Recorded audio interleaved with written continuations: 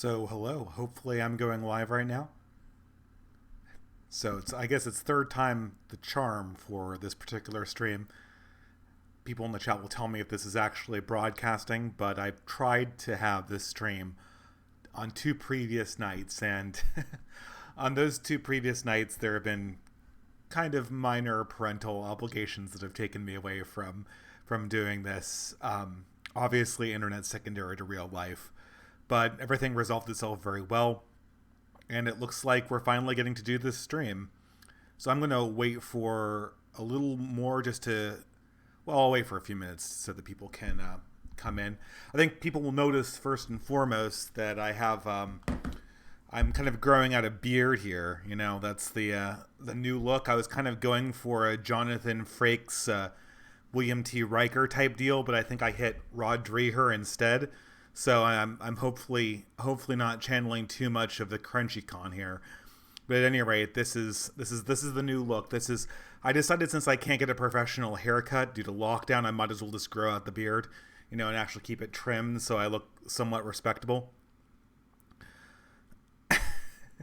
I know that we're gonna be talking a lot about neo-reactionary issues on this stream, and for some reason everyone's been asking me about Sargon. Apparently, I haven't really consistently watched Sargon streams for a really long time because I've had less time to watch YouTube generally, and so I watch a lot less of the constant updating news item streams like Sargon, and I tend to focus only on videos that actually have ideas in them. And Sargon, every now and again, Sargon has a really good video, but people said that in a stream with Louis Laveau, he was talking about the cathedral. If so, I should really do a stream with him sometime to talk about Molebug and all this stuff. But today we are going to be talking about many things, mostly having to do with the aftermath of the George Floyd riots and Black Lives Matter protests. You can tell I'm a little bit tired. I'm always going to be tired when I'm doing these things because they're on weeknights. But I have my whiskey here, so we'll be able to get through all the questions. But so a lot of people, I think, this has been a really stressful couple of weeks for anyone who follows the news. I have, regrettably, I have been coming back to Twitter because I've had a lot of downtime indoors due to the lockdown. And I immediately want to give it back up again because the website is just absolutely depressing. But it's getting to the point where I'm not so sure what news sources I can really trust. I certainly don't trust the mainstream media. Like, for instance, if you read Twitter, if you look at Twitter right now, you'll be aware of the fact that we are quite possibly in the middle of an enormous semi-police strike, semi-police walkout inside Atlanta in the wake of several officers being tried they're basically being overcharged, but they're being indicted on murder charges for an interaction that obviously was more complicated than they're portraying it, or more complicated than the DA is portraying it in his initial indictment. And because of this, it seems like that entire sections of the Atlanta PD are just not showing up. They're just turning in their badges and going home. This is not being talked about on CNN at all. Or it's not being talked about on any mainstream news sites, not even the rumor of it, as far as I can tell. And so and this is important news. I mean, if there's a police strike in this country, the possibility of that is something that everyone needs to be aware of. That is a huge deal. And so, we have, there's just a problem because Twitter just drives you insane otherwise. I'll let people just ask questions and I'll eventually get on to the subject of the stream eventually. I noticed that there was one super chat here for $1, but there's no question attached to it. So I will look into any questions that, yes, I know that El Presidente is making yet another response video to me. I honestly don't know how President Sunday has the time to keep on doing this. I don't watch his videos. They have very little content to them. He's known mainly for the fact that he's gone full board onto cancel culture and is trying to get I mean, it's really disgusting. He's trying to get people fired from their jobs who have families and children. It's absolutely disgusting. But for some reason, he's made this is like the 5th response video he's made to me. At this point, the people who watch his channel probably have a better idea about what his opinion of my ideas are. They probably have a better idea of that than they have of what President Sunday's ideas are. So I have no idea. That guy is a lost cause. I don't know what to say. But I mean, the thing is that the difficulty with Sunday is that he does have some amount of native intelligence, and he has a very good voice. If he sounded like a high-pitched nerd, no one would listen to him. So he has a very calm voice, and it seems like he'd be able to make a really good contribution. But he's just tossed that all away to essentially engage in the most disgusting activity possible. Spying on people, misrepresenting their ideas, taking little quotes out of context, and then going to their employers, doxing their real name and trying to get them fired. I mean, what could be worse than to do that? I mean, I'm sure he has some good ideas, but I'll never engage with them because the guy is a complete immoral person who doesn't. There's no way to engage with somebody that has that little ethics, so it's just not worth it. Yeah, I'm just looking at the. I did catch also while I'm answering sort of minor questions from the chat. I also did catch the Michael Malice Mencius Moldbug interview. I thought that was kind of delightful. I thought they played off each other well. I did want to interview Mencius Moldbug. But I need to. I don't know. I need to figure out the right venue and have the right questions ready to go, because I've noticed that in a lot of these interviews with Moldbug, he tends to just kind of go through. I mean, he had the first 2 interviews he's done have been really great because they've been more or less like extended essays of his.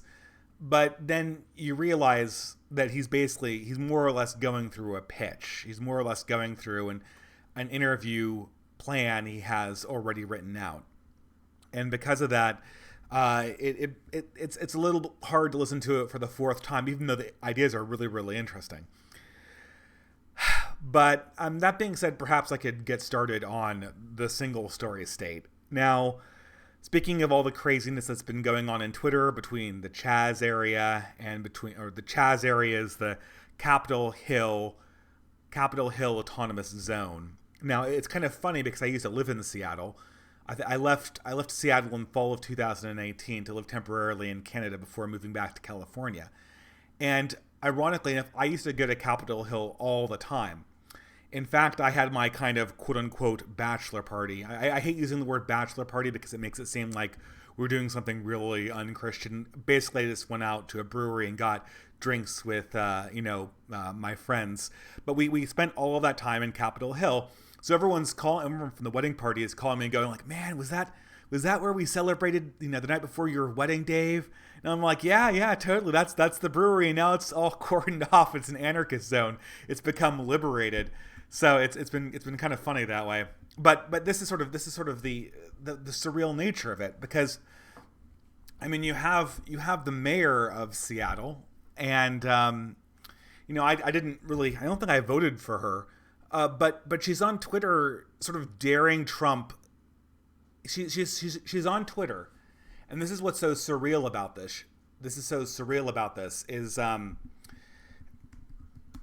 maybe I should look up the actual quote. I can paraphrase, but it's. I mean, she's on. She's on Twitter. It's Jenny Durkham. Yeah, that's it. She's on Twitter, and I definitely did not vote for her. I don't remember when she was elected. But she's on Twitter essentially daring President Trump to do something about CHAZ. So basically, the little section of downtown Seattle with a lot of posh little shops that's been cordoned off and turned into an anarchist zone. And she's chiding the president. She's chiding Tucker Carlson for characterizing CHAZ as being a dump and being unruly and unlawful. How is that the mayor's responsibility to get in a knife fight? So an area of your town, you're an executive, and you're ruling over a large metropolitan city. and you lose control of a huge part of it, a huge amount of real estate. That's millions and millions of dollars of prime Seattle real estate. If it got sold and redeveloped, that would be worth millions upon millions of dollars. You lose control of it. Your emergency forces no longer have the ability to operate in that section of the city effectively. And your priority is to make fun of the president and then chastise a journalist, an op-ed journalist, when he characterizes that area which you've lost control of as being anarchic and squalid.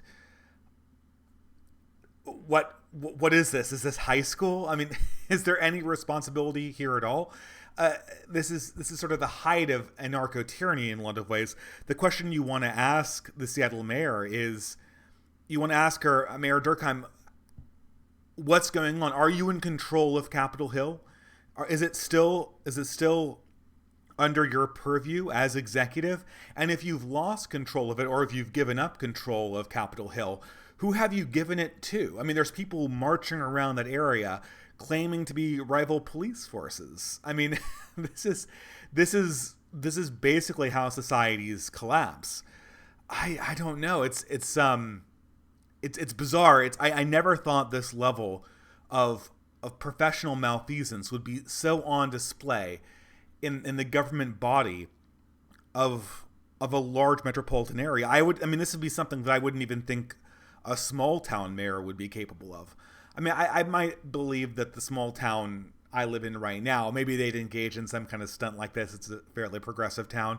But I mean, this is one of the largest, richest cities in America. And the mayor is treating the security and enforcement of the law in a really significant area of that city. If it's like it's a big joke. It's a big joke that she hopes will resolve to the detriment either of the president, I guess because she's a partisan Democrat, or to the detriment of Fox News and Tucker Carlson, which, I mean, under classical ideas of politics, why would the mayor of Seattle even care about Tucker Carlson?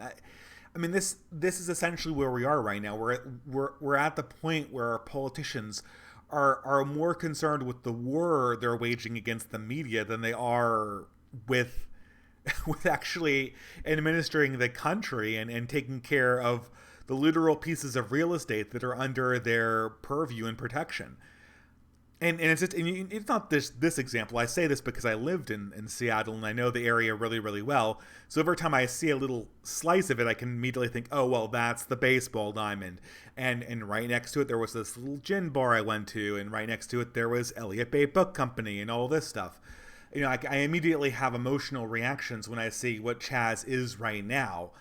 And it used to not be the grungiest place in the world. Capitol Hill was always a little bit grungy, but it was mainly known for sort of posh countercultural shops. And now it just looks like, you know, a garbage-strewn wasteland, and no one would want to live there. It just sounds like a very, very unpleasant environment to be part of. But this is just, I mean, it's just looking through Twitter, and this is what kind of drives you insane. If that was the thing that happened this week, the mayor lost control over Seattle, that would be one thing. But it's not just that. It's this, and then it's 3 or 4 other things. You know, it's a potential police strike, and then it's a DA obviously being politically motivated when he's coming up with indictments for police officers.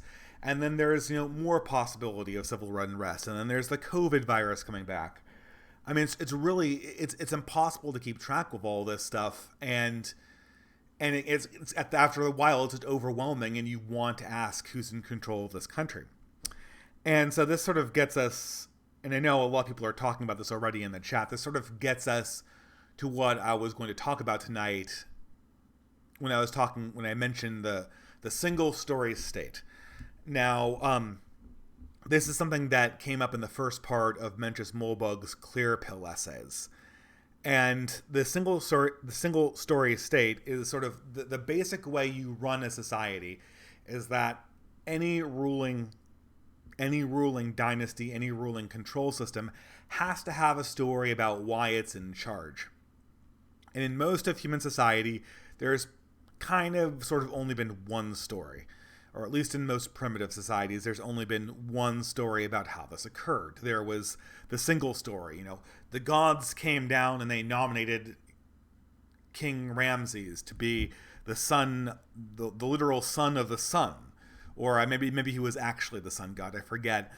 But this was the story of the state, and this was what motivated almost all of their cultural and political hegemony inside the state. Now, the thing is that as society became much more sophisticated, as societies began evolving, they either needed to develop very, very complicated apparatuses for maintaining and censoring stories that didn't build into the story of the single story state, or they needed to come up with another solution. So the problem is with the single story state is it works really, really well for primitive societies that have a very limited number of stories. So if you look at Greek societies or ancient Egyptian societies, they really only have one canon of mythology. All of their stories come from this canon of mythology. And to the extent that there are contradictions, they're rectified and they're unified, they're fit together. So in Greek mythology, you can tell that there's a lot of stories that come from earlier and later, and they're kind of built into the same stories. They're built into the same pantheon. You can even see this in cross-cultural exchanges when the Greek and the Roman gods get slowly merged together over time. This happens. But if you go to these primitive societies, they really only they have many stories, but all of the stories are part of one big story. There's only one really big story. The difficulty is, as you get more complicated, as you get a more sophisticated understanding of fiction, as you come in contact with other cultures, as you come in contact with other forms of art, like poetry, like science, things that are formalized, you come into citizens, in order to function in the society, have to have an ability to understand that some stories are false, some stories are intended to be fiction, some are a mixture of fiction and truth. And immediately then the single story state has a problem. The single story state has a problem in that it once you hear a story and you know that large stories presented to you this way can be false, the immediate function of the human mind is to ask, I've heard this story, is this story true? And oftentimes the story is no. And if enough people say no to the story of the ruling class, then the ruling class falls. Now, for this reason, most advanced societies that weren't Christian or European have had advanced security apparatuses to make sure that the single story of the state was never challenged. However, inside modern Christian societies, as postulated by Moldbug, there is experiments with managing multiple story states, or as Moldbug puts it, two-story states. So as opposed to simply one story of the state's justification, you would have two stories. In classic medieval times, you would have sort of the story of secular Europe and the story of Christian Europe. You can see this quite clearly in any work ever written by Dante. If you read the Divine Comedy, if you read De Monarchia, and admittedly those are the only two ones of his that I've ever read, but it's everywhere in those two works, and those are two of his big works that aren't just, I think, poetry. But you see very, very clearly there the sort of, and I know Dante was a Guelph, but the sort of gibbling notion that there were two stories of medieval Europe. There's the story of Rome, of which medieval Europe was the continuation of, and then there is the divine story of the succession of St. Peter and the Pope's authority. And these two stories basically competed and kept each other in check. And Moldbug points out that this sort of has a great type of quality to it. So the problem with the single story state is that skeptical individuals who are used to looking at stories a lot, and who are used to being, questioning them, looking at other cultures, reading a bunch of stuff, if they look at your state's single story and they find that the state has a contradiction to it, they immediately discard the whole thing. They say that this is no longer a truth-telling mechanism. The two-story state, or the multiple-story state, or we could call it like the self-reinforcing story state. If the human mind is presented with two stories and one of them fails, then the natural conclusion is, oh well, like this story the state is telling is probably not true, which means that its temporal rival must be more true. So if you look at medieval Europe, most people who have problems with their temporal monarch usually appeal to the story of the Catholic Church in order to keep the monarch in check. And the same thing is true vice versa. Those who are immediately caught by some corruption in the Catholic Church usually appeal to the monarch for correction or protection from that corruption. And, obviously it's not so simple as that. In the case of medieval Europe, the Catholic story was always overarching and over that of the secular state. But this is sort of an example of how this works. Now, in our modern secular society, we're long past that. For most of the 20th century, we've had two stories. For most of the 20th century and the first few decades of the 20th century, we've had two stories. The first story was the original founding story of America. This was the founding fathers forged a nation of liberty and individualism out of the wilderness that was North America. We are a nation of law and order and law-abiding Westerners who are self-made individuals and can do the hard work and pull ourselves up by our bootstraps. And on this nation, we created a nation of laws, ruled by one big law, which is the Constitution, which is the biggest law of the land. It's the thing that we all swear fealty to. We don't really swear fealty towards a king. We swear fealty to protect the Constitution and to keep its principles aligned. This wasn't exactly what the original drafters of the Constitution had in mind when they imagined America. I think very arguably they had something much more reliant on European and Christian norms to keep the nation in line. But at least insofar as a large unifying secular story of America, this was the primary one that came out of the 19th century one. In the 20th century, it came in competition with the progressive story of America. And this evolved from a lot of radical authors in the late 19th century. And this was largely, you could argue it came from people like Thoreau and Mill and a variety of these other people, Walt Whitman, these people who were called radicals in 19th century parlance, but really in our own era, they would have been notable for their liberal beliefs. They were liberals, and they believed that liberalism held the key to human liberation. And so the progressive story became about basically a series of emancipations that went on, right? A series of emancipations. So first, the white man was emancipated from Britain. Then, universal suffrage was gained. Another emancipation for lower class white people through Andrew Jackson. Then another emancipation of the slaves and the emancipation of women, and so on and so on and so forth. It's the story of subsequently more and more people entering into freedom and becoming acquainted with freedom, and more restrictions getting torn away. And of course, you can see that this narrative builds in quite nicely with it. Sort of it's a liberal idea, but it dovetails very nicely with radical ideas like Marxism from the 19th century, and it also has a very distinctly antinomian force. It is entropic. It gets confirmed when things are torn down and when things are loosened up and when power becomes harder to identify. Now, this eventually came to post-World War II, where this narrative, after World War II, went from being sort of the secondary alternative narrative of the American and Western states to basically the primary narrative of all Western states, be they Australia, New Zealand, Europe, or any other descendant of the European countries or the European diaspora.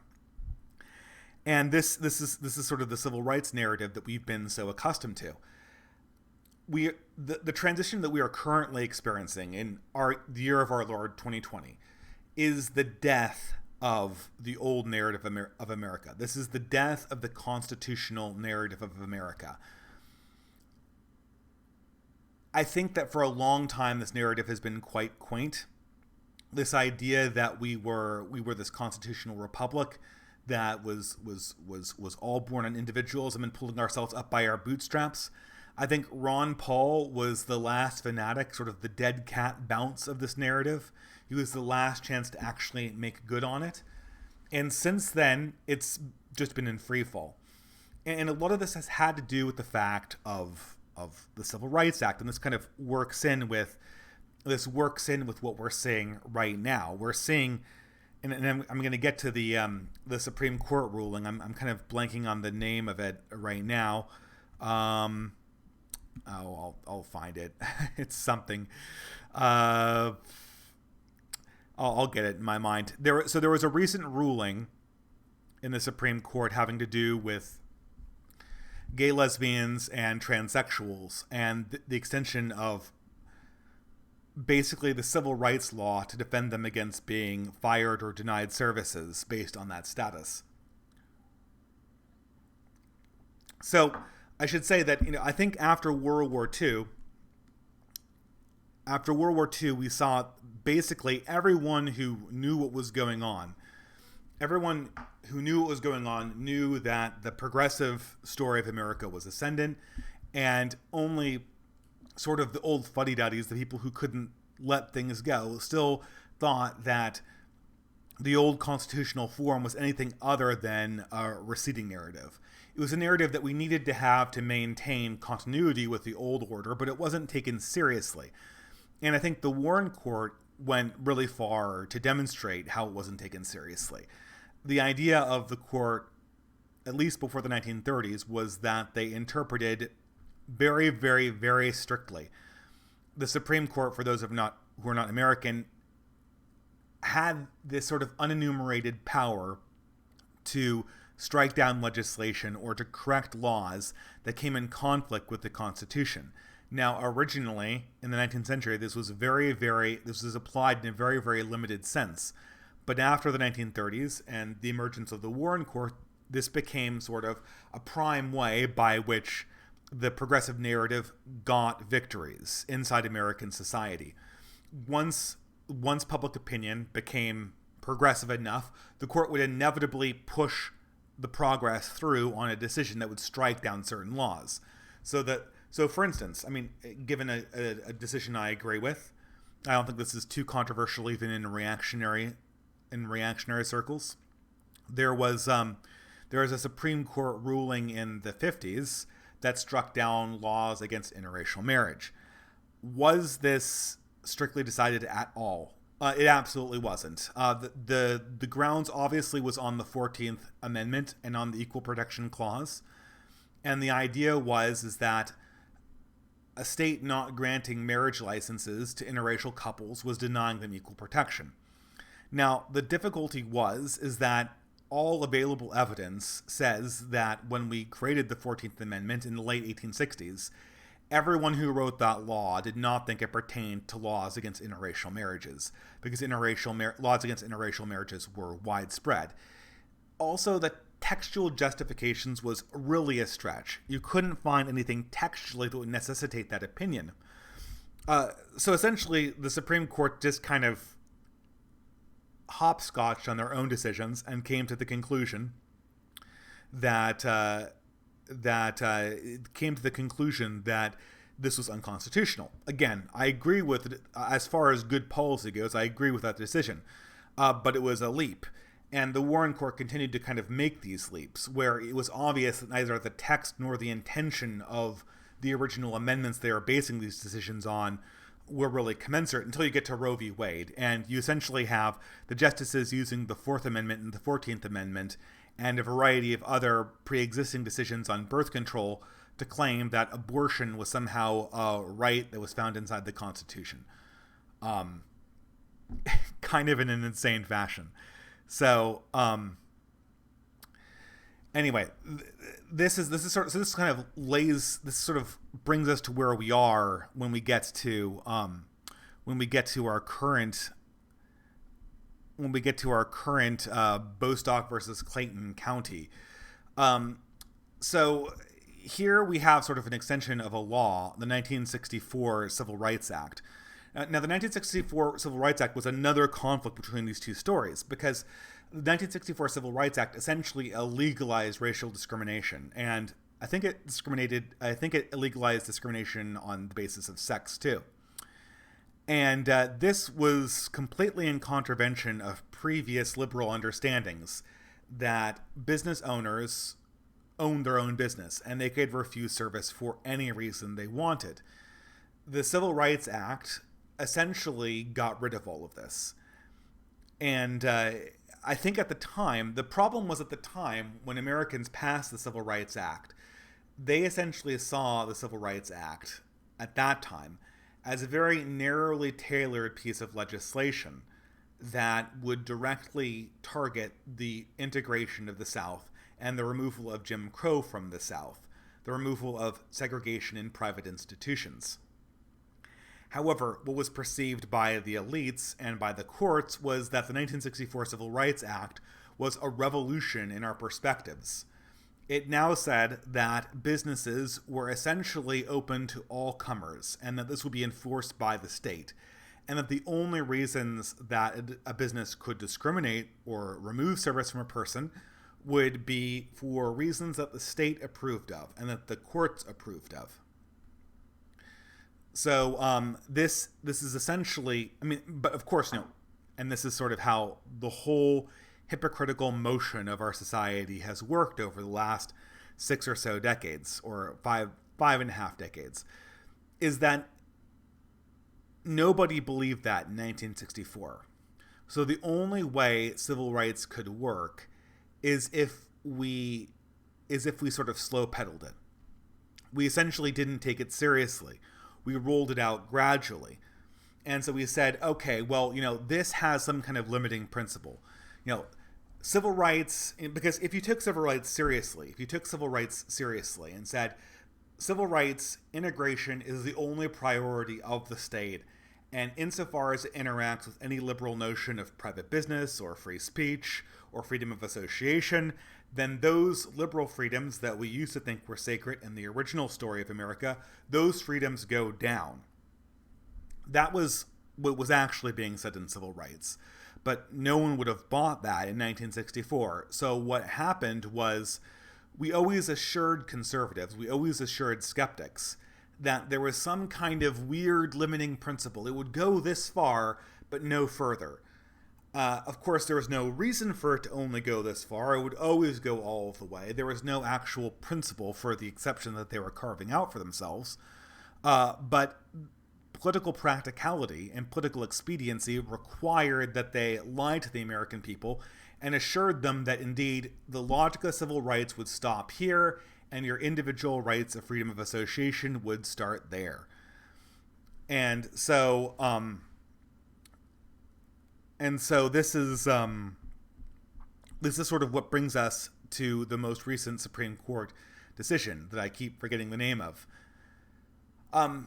Conservatives are flabbergasted that Gorsuch, who I can never pronounce the name of that guy, but he was essentially Trump's replacement for Scalia, which was the primary conservative judge on the bench until he suddenly died just before the 2016 election. This was supposed to be our dead ringer for originalism and textualism, and he wrote a decision that radically expanded our civil rights language, our notion of the 1964 Civil Rights Act, along with the 14th Amendment, to essentially apply to lifestyle choices in the form of transgenderism, to the form of homosexuality, and anything else like that. And a lot of conservatives kind of freaked out about this because, again, they were assured based on previous decisions, based on more or less emotional assurances that there would be a stopping point to this. And of course, it turns out that there's not. But if you look at the logic, Gorsuch's logic it's perfectly fine. It's basically the logical extension of civil rights. It's basically the logical extension of the path we started down in 1964, and it's an extension of the logical path we started down in 1867 when the 14th Amendment was passed. This is where the logic leads. If you keep on taking it one step and then one step and then one step and then one step further. What Gorsuch will not say is that it doesn't stop here. What it is what it amounts to, if we take this seriously, we take the 1964 Civil Rights Act seriously, and we stop doing this, oh, it will stop here. It's tantamount to saying that there is no freedom of association, and there is only what the state allows in terms of associations, at least in terms of the refusal of association. And this will have sweeping consequences for our society. I think it will also eventually apply to speech, and speech that threatens integrationist goals. But of course, this is the consequence. What we're experiencing in 2020 is that I don't think any person alive now believes that the old story of America, the constitutionalism, I don't think anybody believes that will hold back the logic of civil rights anymore. And the only thing that we have to do now is to ask, okay, so how far is the narrative of Black Lives Matter going to be pushed this time? How much further will they push it in this iteration? And what can we do to possibly stop it? Because there is no second narrative. Constitutionalism is dead. And just to make sure that this is absolutely clear to everyone, we are literally tearing down the symbols of the old constitutional order. We're burning down police precincts, and we're tearing down statues of the old 19th century order. The 19th century order, the compromise between the old notion of America and the new one, was highlighted by statues to old heroes of the Republic, like Thomas Jefferson, like Christopher Columbus, even though obviously he wasn't American. This was sort of a symbolic feature that we were not simply a civil rights nation, we were a civil rights nation that also was carrying forward a much older creed. That creed is now dead, as far as I can tell, as far as anyone can tell. It's not that no one believes it anymore, it's that no one believes it has any power to enforce itself in the culture or in the legal system generally. And because of that, since we realize it has no more power, we are tearing down the apparatuses that have supported it in the past. And this has led us to the moment we are in now. This is why all the corporations are getting on board with Black Lives Matter. They know that the old America has no more ability to enforce their idea of what Americans should or shouldn't do in this country. There is only one story of the state now. There is only one story of America, and that story is the story of civil rights. And let's elaborate. What is the story of civil rights? What is the story of civil rights? The story of civil rights is a variety of minority communities coming together with a generous establishment of educated people, and the generous establishment educated benefactors and the minority populations come together and they strike down the old conservative fuddy-duddy that's standing in the way of forming a new world of peace, love, and understanding. And so it has a predetermined villain, which is the conservative, the traditionalist, the rural American, the farmer, the person stuck in the past. And it has two heroes. It has the elite benefactor, and it has the client class, the minority, of whatever variety. Right now it's LGBTQ. For Black Lives Matter, obviously it's African Americans. And if this is the new story, there will be no end to new client classes emerging. This is sort of part of the consequence of this new narrative, is that no one knows where it will end or it can end, because it's like a force in one direction that has suddenly had the countervailing force against it removed. And because of that, it's unclear about where it will inertially settle on the map. Obviously, stories can't go on forever. Obviously, power is limited, but we don't exactly know what is going on or what is coming down the pipe. But I can tell you this: the story that Black Lives Matter, the story that progressives are ready to tell, and that increasingly the only story they feel comfortable telling, is the story of heroic progressives beating the shit out of reactionaries and conservatives forever and ever and ever and ever and ever. As far as they're concerned, every story that is not of that form is a mythology or a distraction or something that isn't taken seriously. All stories are that story. We're back to Babylon. We're back to ancient Phoenicia. We're back to ancient Samaria. All stories are either the story of how the emperor ascended to his throne, or they're tributary stories that build into the same mythology of how the emperor took his throne. And right now, the emperor is the narrative of civil rights. It is the cathedral, just another way of saying the institutions that promote the consensus concerning that narrative.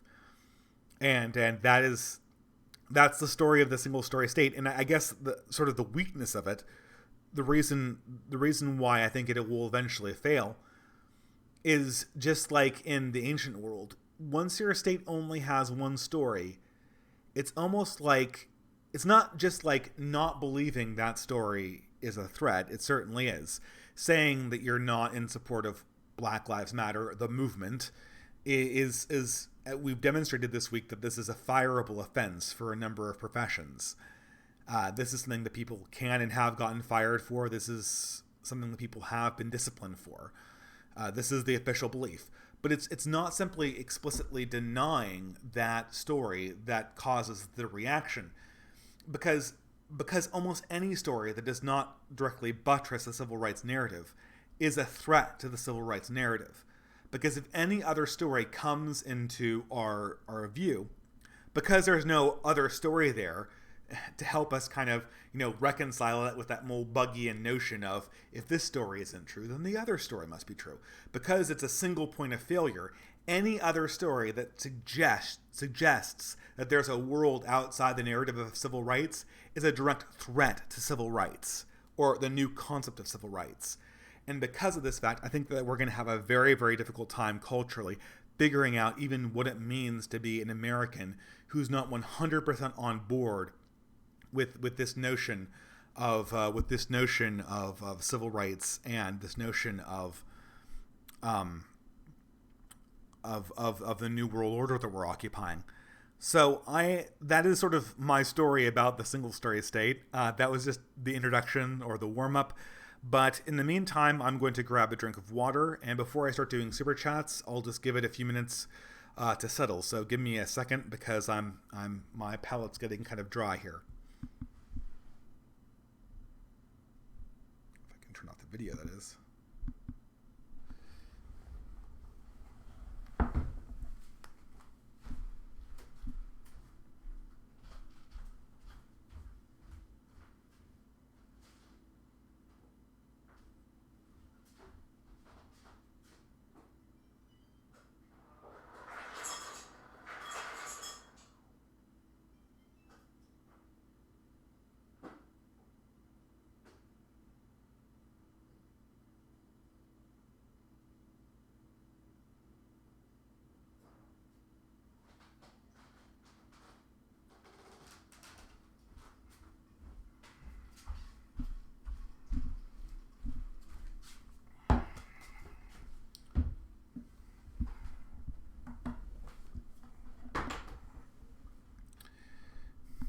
Oh, I don't think I muted the microphone, but that's all right. So thanks, guys, for holding tight while I got that water. Let's do some super chats, and then we'll just hang out and talk about the weird state that we find ourselves in. I really do wish I had more answers to give you guys. I mean, this has kind of been a strange week for myself. I mean, it always feels like this as a reactionary. You always know that this is coming. This is basically what reactionaries have been always predicting. And then it shows up and it's, this shows you no one can prepare for chaos. No matter how much you know these things are going to happen. They always blindside you because the way they happen is, of course, entirely different. So let's do the super chats. So we have Colin for $1, just a pure contribution. Thank you very much. So Noel for $5. Thank you very much. I'm in the market for a new book. Could you recommend something? Well, that that really depends on what you're looking for. Um, I'll just give you a few recommendations. So I'm in the middle of Moby Dick right now, and it's really good. I think that if there's one book that that'll go down in history as the great American novel. If there is one book that will be called the great American novel, it is probably Moby Dick.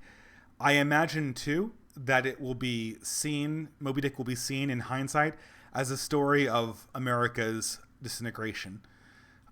It's the story of sort of a very stern Protestant moralist in Ahab, you know, and this is what's so funny is that Protestant Christianity is really everywhere in Melville's novel. And it's funny to see it play out. It's almost, you know what it reminds me a lot of? It reminds me a lot of Heart of Darkness or Apocalypse Now. It's like you're going through this sequence of realistic events. There are events that seem like they're incredibly, they come from reality, but at the same time they have this sort of allegorical significance to them. They're almost mythological in a lot of ways. And it almost feels kind of haunted for that reason. The language is very, it can be a little bit challenging in Moby Dick. And there's another problem is that the main character, the narrator, Ishmael, is the 19th century equivalent of a turbo autist. He has no capacity to hold anything back. He has entire points in the narration where he just goes off about how much he likes whales and whaling ships. I mean, this is the kind of person that would talk about bionicles and trains on a Discord forum to you. So, so the Moby Dick is a great novel, and I feel bad kind of giving my pronouncement on it before I finish it, so I'm going to probably just leave it there. Let me give you some books that I have finished. If you're looking for a good sci-fi novel that's lighthearted, I would recommend Stanislaw Lem, and I'd in particular recommend the Siberiad or the Futurological Congress. Now, Stanislaw Lem is most famous for writing the short novel Solaris. It's been made into multiple movies, one I think starring George Clooney. I consider Solaris to be his weakest one by far. But all of his other novels are just really, really delightful and quite whimsical. If you're looking for nonfiction, that's a lot harder. I don't know. The last nonfiction I read was Thomas Carlyle's Later Day Pamphlets, and I didn't get all the way through them. I think the best nonfiction book I read was Age of Entitlement by Christopher Cantwell. Now, a lot of these contemporary books about politics, you read them and you immediately forget about them. They could be very compelling when you're reading them. For instance, Tucker Carlson's new book was very compelling while I was reading it. But then as soon as I put it down, I forgot about it.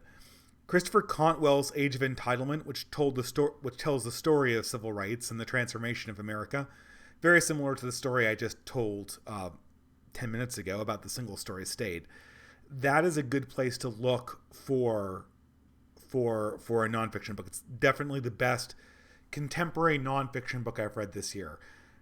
Without going into things, like that come from like 100 years ago that are just classics. So thank you very much for the super chat. Colin for $5. Is this a cultural revolution or just a typical leftward movement of civilization leading to a collapse like Rome?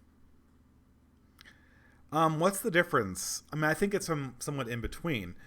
I don't think the Cultural Revolution was a directed revolution that was directed from a central government apparatus. The Cultural Revolution that we're experiencing is directed from a decentralized consensus-making apparatus. It's directed from what reactionaries call the cathedral. It's just the logical conclusion of the narrative that the universities have been talking about for the last 50 years. So it's not going to look like Mao's Cultural Revolution in that direct sense. We're not going to be shipping people off to the gulags, or I don't know, what was it, work camps? I forget exactly what it was. But, we're not going to be having official struggle sessions like actually existed in Mao's Cultural Revolution. But But that being said, there are a number of parallels. There are directed activist efforts to come after ideological dissenters. That is in this sort of organized capacity, that is a very new feature of America. Usually these attempts to go after dissenters have been very, very haphazard and have occurred as emotional outbursts. They haven't so much occurred in these very, very directed campaigns like you see now in this Black Lives Matter hysteria. And for this reason, I think we are hitting another bump. I think the more salient feature of the time we're living in is just the utter recognition by conservatives that whatever narrative they have to push back against this is totally useless. I mean, it just, I don't know if I have to hear it. This is something that what I've noticed this week in particular on sort of right-wing Twitter is just the merging of sort of base conservatives with reactionaries, and this probably feeds into Sargon himself becoming more reactionary, but you see them mentioning things that they would never mention before. So for instance, as Trump voters are usually want to do, the second the left makes a major cultural move or takes a victory, they start whining about how the silent majority will punish them in the polls. And of course, this was sort of dovetailed, this was complemented, I should say, by Trump's tweet that the silent majority exists and it's stronger than ever.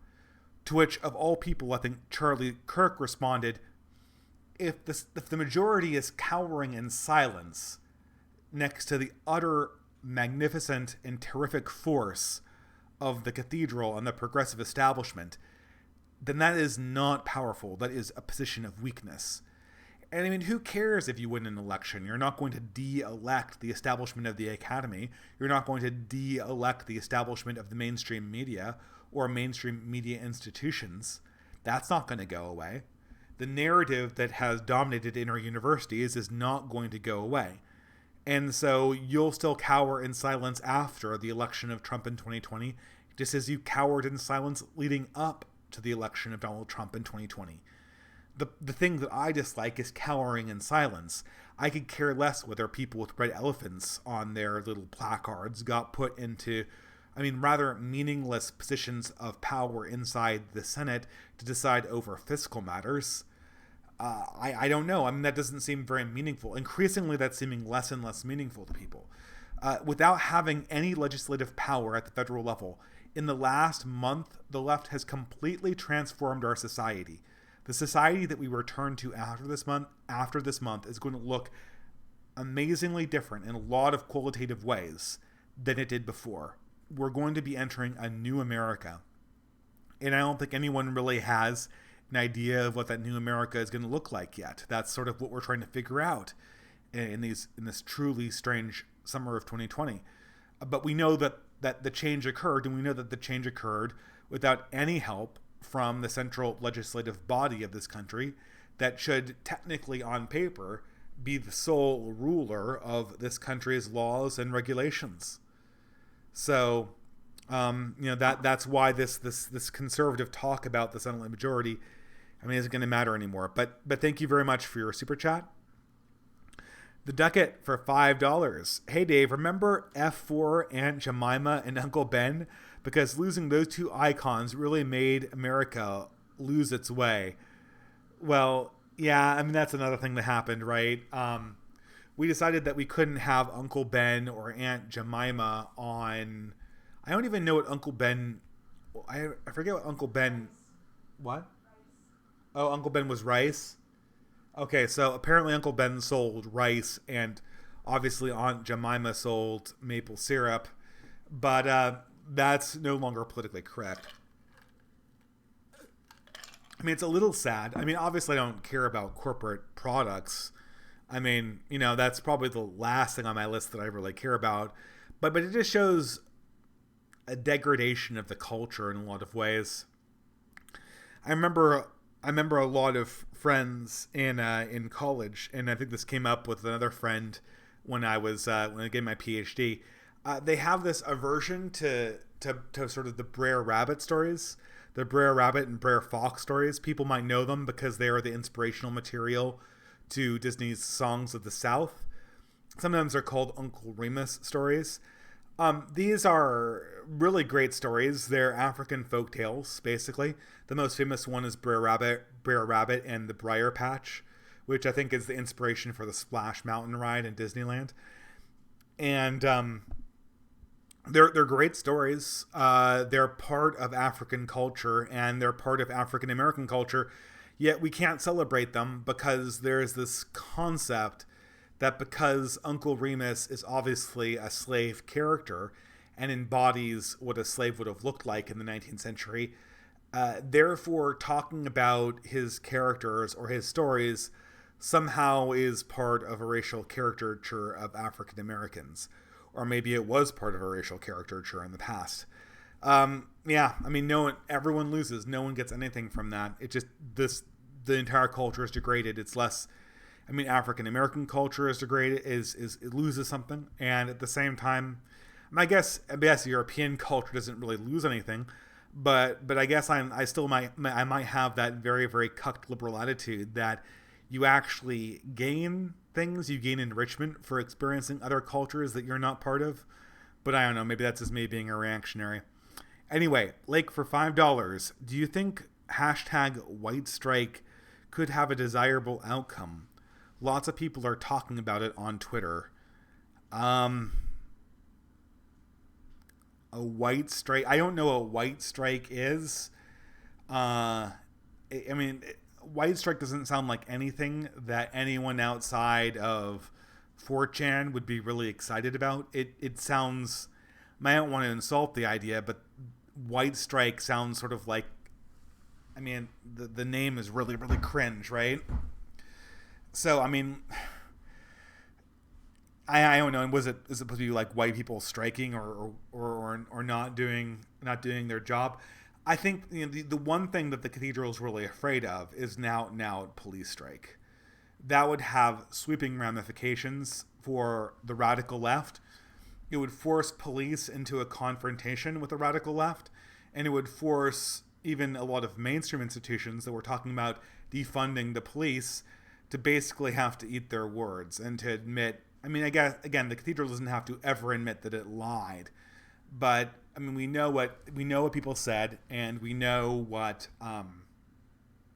that people were talking about abolishing the police and defunding the police and all this stuff, and it's, I don't know. I mean, it would have sweeping. It would be a huge blow to the cathedral if there was a police strike, I think. But that being said, it would be incredibly dangerous. It would cost a lot of people their lives. And it's something that everyone should be hoping doesn't happen. It would be very, very, very unpleasant to live through that. And it would have very, very bad implications for our country. So I'm not somebody who wishes for bad things to happen just because they would hurt my opponents. But I don't know. I mean, this is sort of what's so frustrating, though, with the left is, I was watching Zero Books, which is one of the few, I still watch BreadTube channels every now and again because, I don't know, I'm a masochist. But there's one with Ben Burgess, and he's talking about the logic of abolish the police. And he's like, well, when I say abolish the police, I don't actually mean abolish the police. When I say abolish ICE, I do mean abolish ICE, and everyone means abolish ICE. But when people say abolish the police, nobody means actually abolish the police. And I'm thinking, and this is sort of like the Ben Burgess logic. It's like, I can use sloppy definitions with no consistency and still be logical. If you don't use consistent or well-formed definitions that carry over to actual conversations people are having, then the application of logic is useless, because the application of logic only works on things that are strictly defined. Logic does not work on loose family resemblances. That's not what it is. Logic is a formalized construction of language where we use formalized definitions and we link those formal definitions and strong definitions to other strong formal definitions. Without that, we don't have a working model. And am I not broadcasting anymore? Something's going wrong here. Well, people will tell me in the chat here. Am I still broadcasting? People can tell me. My screen on my OBS is frozen up temporarily. Um, but I should get back to the whole Burgess thing. If we are indeed still streaming, um, the Burgess thing, it just sort of indicates your frustration with the left, is that they can get away with this. They can say, oh well, I only mean abolish the police when it's politically advantageous for me to be taken seriously doing this. Otherwise, I just mean whatever. Wow. This picture really is frozen up. So, okay, yeah, the video is frozen. Okay, I'll just unplug and plug in the video again. Hopefully that will fix things here. And in the meantime, we'll just have to listen to my voice without the actual view on the beard. Let's see if I can add this back in. That looks as good as it can get here. Okay, there we go. OBS, sometimes you just kill me. Okay, but this is always the frustration, to return to the whole zero books Ben Burgess thing. My parents' generation talks about abolish ICE. Normie Democrats talk about abolish ICE. Ben Burgess means abolish ICE, replace it with nothing. Literally abolish it. Everyone else who says abolish ICE just means reform it, replace it with something that's better. And then, the same thing is true with abolish the police. Ben Burgess knows that he cannot defend abolish the police as good policy. It's insane. So he hides this behind the fact that, abolish is just a synonym for reform. Yeah, man, bullshit. We all know that abolish means, in all of its ordinary usages, abolish it and replace it with nothing. Get rid of it entirely. Abolish slavery didn't mean get rid of this form of slavery and replace it with another better form of slavery. And I know sharecropping, a lot of people claim that's what it was. But if you were a slavery abolitionist, you didn't mean abolish slavery and then re-enslave the slaves in a new slavery system that was slightly more humane. That's not what you meant. And so when you talk to people like Ben Burgess, you're just constantly in interaction with this dishonest language game, a constant Mott and Bailey game that never, ever, ever terminates. They always slow pedal it, so their words only mean what is particularly politically useful for this conversation. Ben Burgess says that nobody means abolish the police, actually. Yeah, Ben, I know for a fact that many Marxists and anarchists do mean abolish the police literally right now. As a matter of fact, a group of people who believe that the police should be abolished literally and right now have literally carved out a multiple $1 million area of my former hometown and are now realizing their desire to get rid of the police entirely. I don't know. I mean, at some point,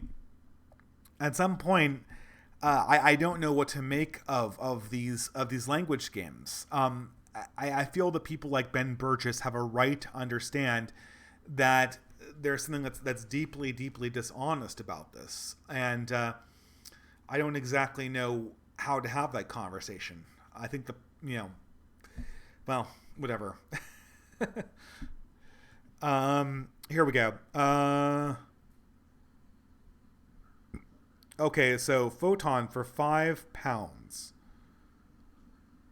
Well, we have a lot of super chats. For £5, Photon, you like watching left-wing channels, right? Do you know Dono T01, Comrade Hakim, Mexi, or Scasmatron? Not without problems, but they may be interesting.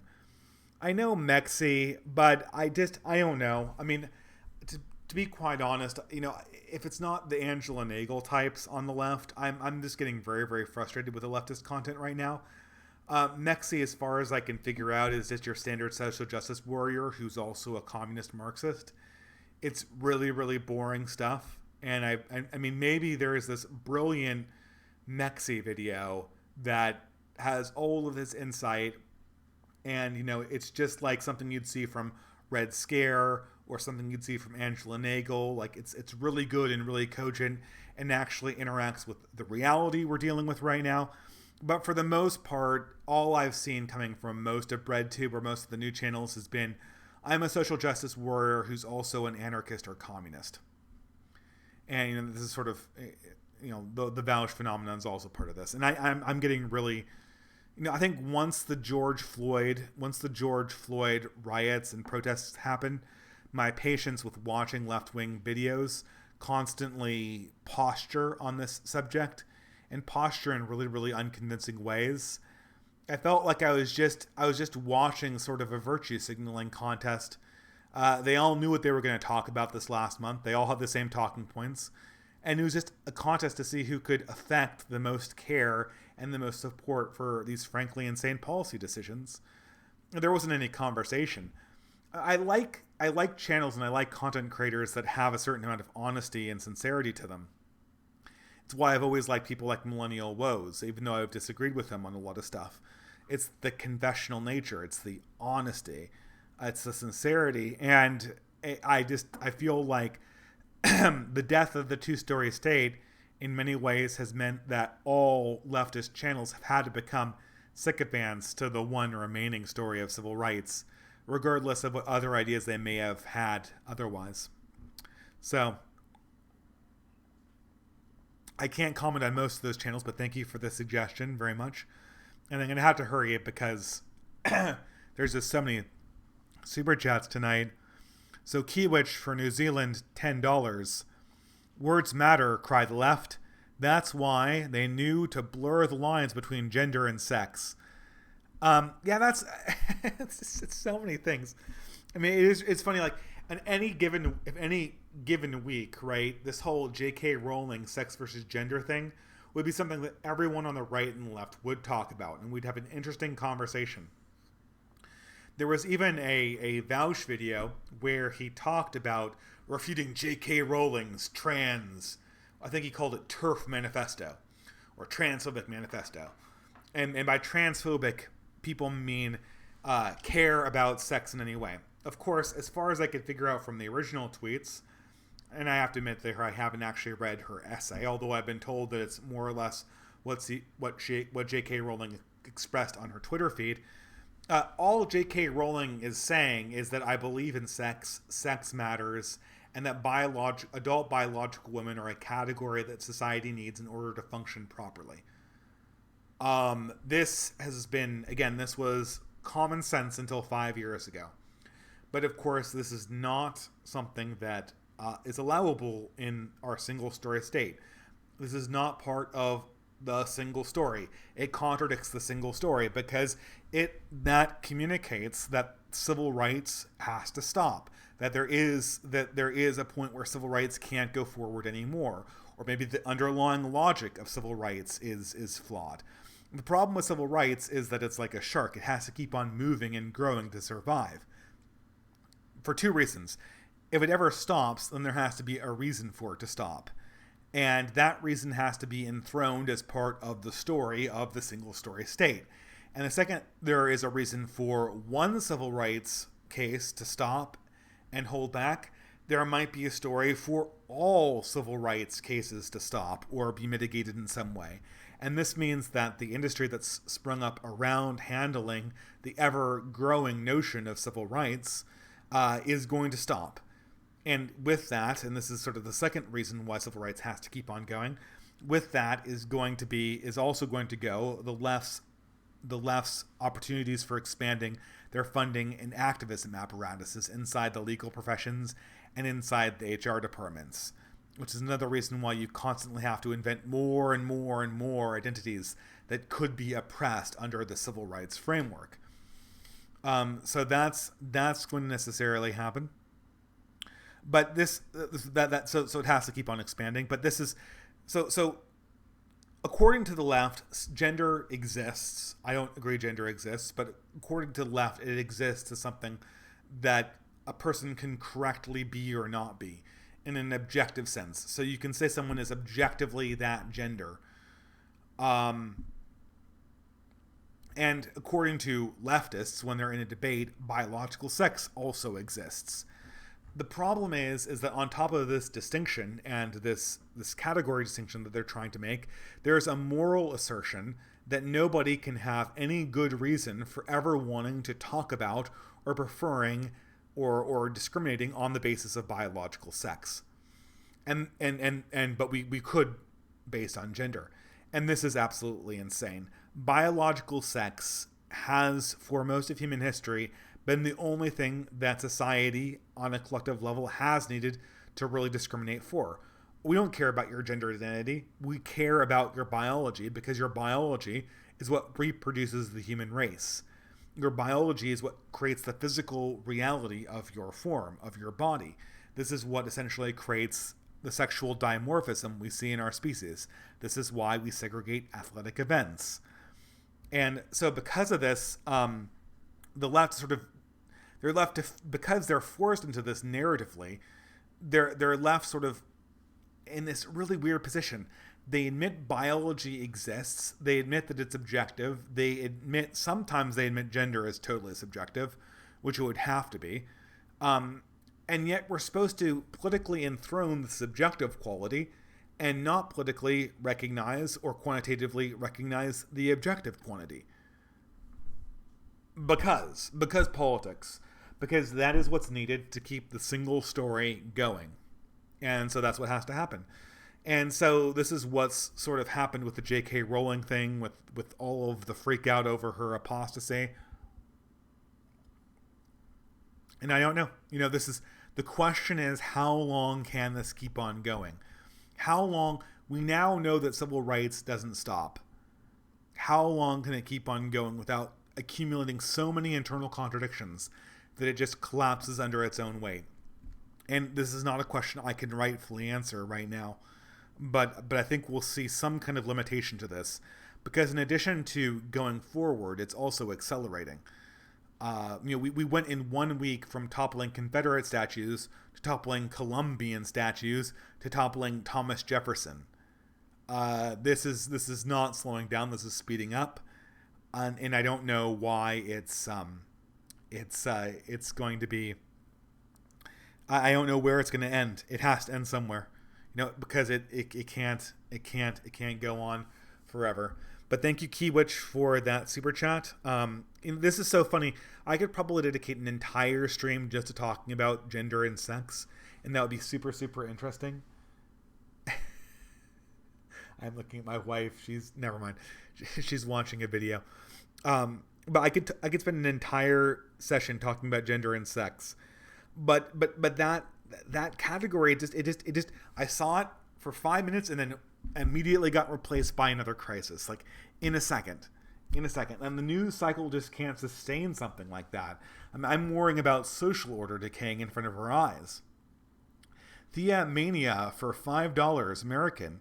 If you haven't yet read Age of Entitlement by Christopher Caldwell, you need to. He lays it all out. Yes, thank you very much, Thea Mania. I did not see the super chat before I recommended that book.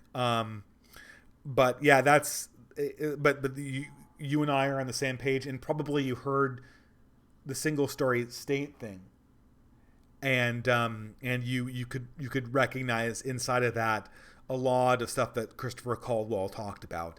But this is something that we're currently coming into contact with. I think the key quote to take from the Christopher Caldwell book was this one. I remember it because I only read it once, but this quote was seared into my mind. It's so powerful. He said, "The American people realized after gay marriage and after a variety of other things that once a contemporary American controversy attained the language of civil rights, then the civil rights side of the controversy would win 100% of the time. And once that was solidified in Americans' minds, politics in America would be changed forever." And that's what we're saying right now, because they know that the civil rights narrative wins 100% of the time. There is no other narrative that can sustain itself that goes against the civil rights narrative. 100% of the time, civil rights always wins. It's like the crown that way. The crown must always win. And this is the crisis we're dealing with, because again, It doesn't have any on-board limiting principle. But again, yeah, I talked enough about Caldwell, so forgive me for going on. Josephus for $5. Thoughts on Chinese culture.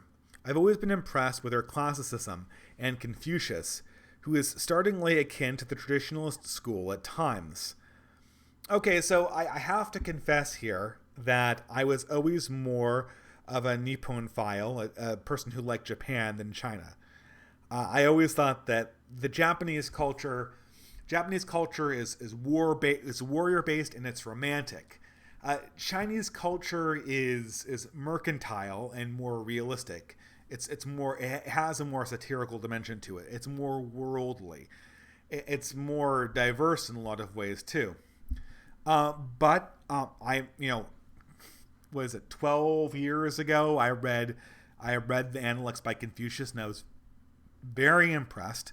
The classics reading group I was reading them with had just finished reading the Nicomachean Ethics and Politics by Aristotle, and we had a field day comparing the similarities between Confucius and Aristotle. In many ways, they're very, very similar. There is a lot of fertile ground for developing new reactionary ideas based on the cross-pollination between Eastern and Western. And as a matter of fact, I think if the big thing that's going on right now is actually going on, which is, I think, the disintegration of existing ethnic groups and the reemergence of new recombinations of ethnic groups, then I think many new societies might be in fact based upon a cross-pollination of Eastern and Western ideas. One author that was very notable in doing this was Rene Guénon, and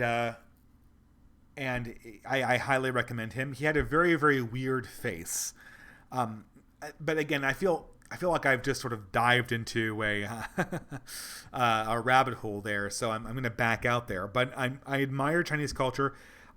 I have to confess, I have not read Romance of the Three Kingdoms. I haven't read Journey to the West.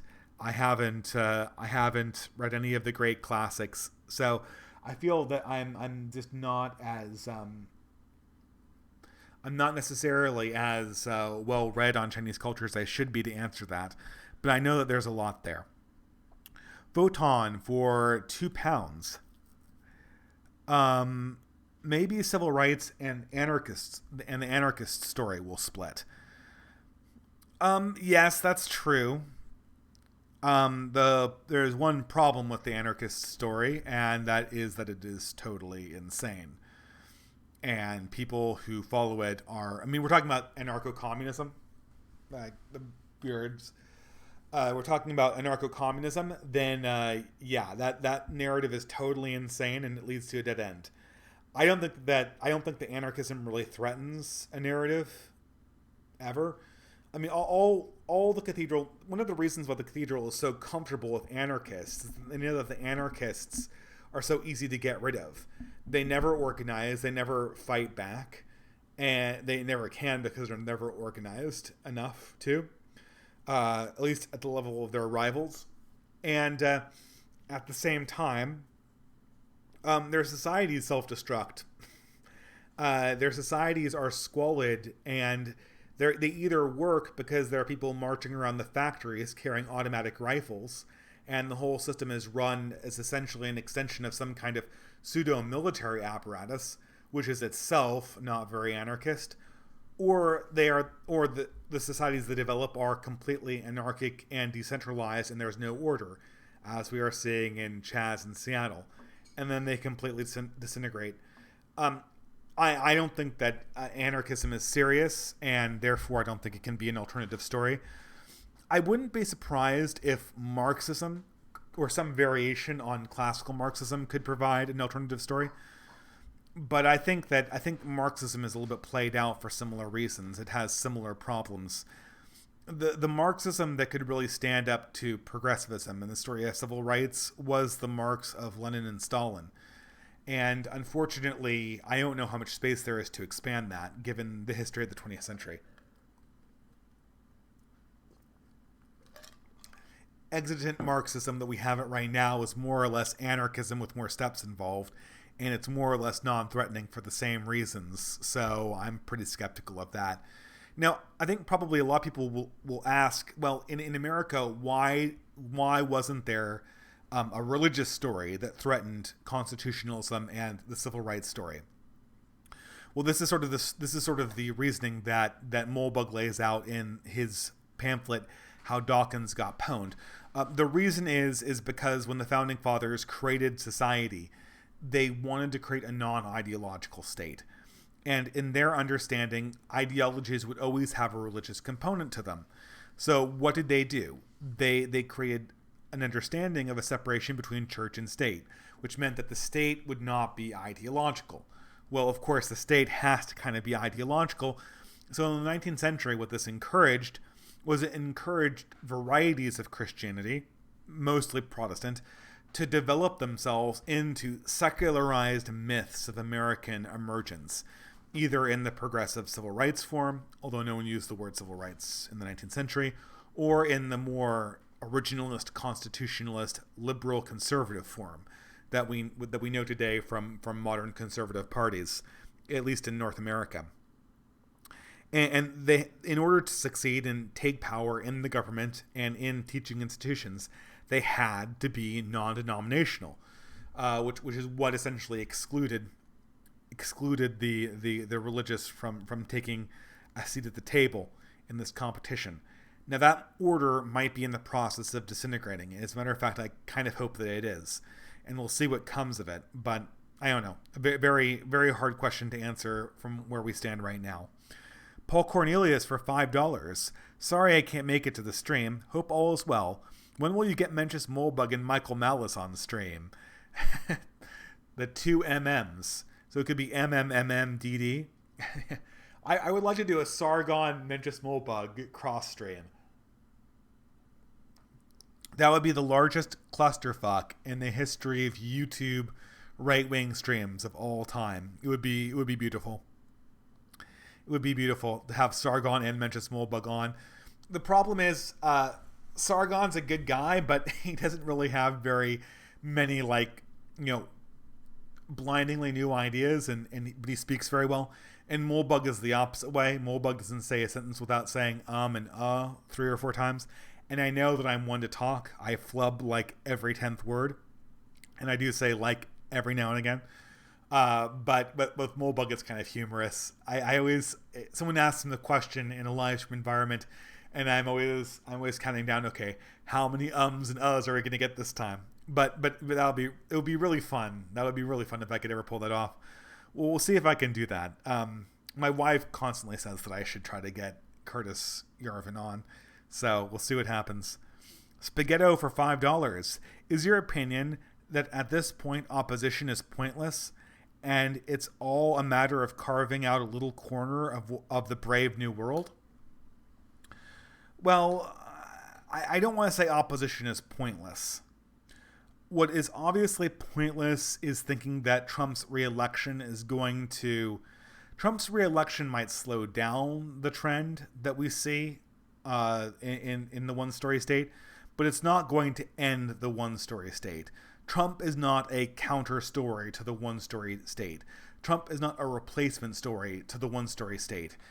And you can see this very distinctly in Trump's own administration. There are no mini Trumps following on the coattails of Trump.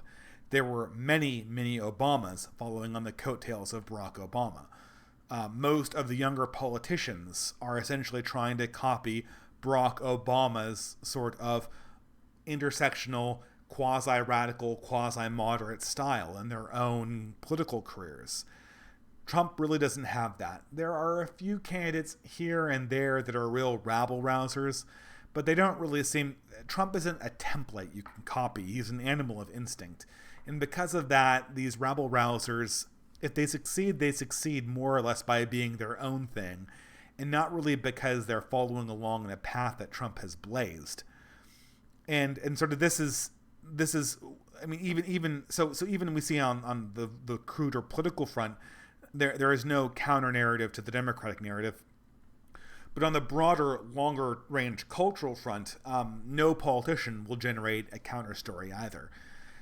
It's definitely going to be. We now see that the cathedral is the ruler of the West. We are right to oppose it. We should oppose it, but it is much, much more powerful than us.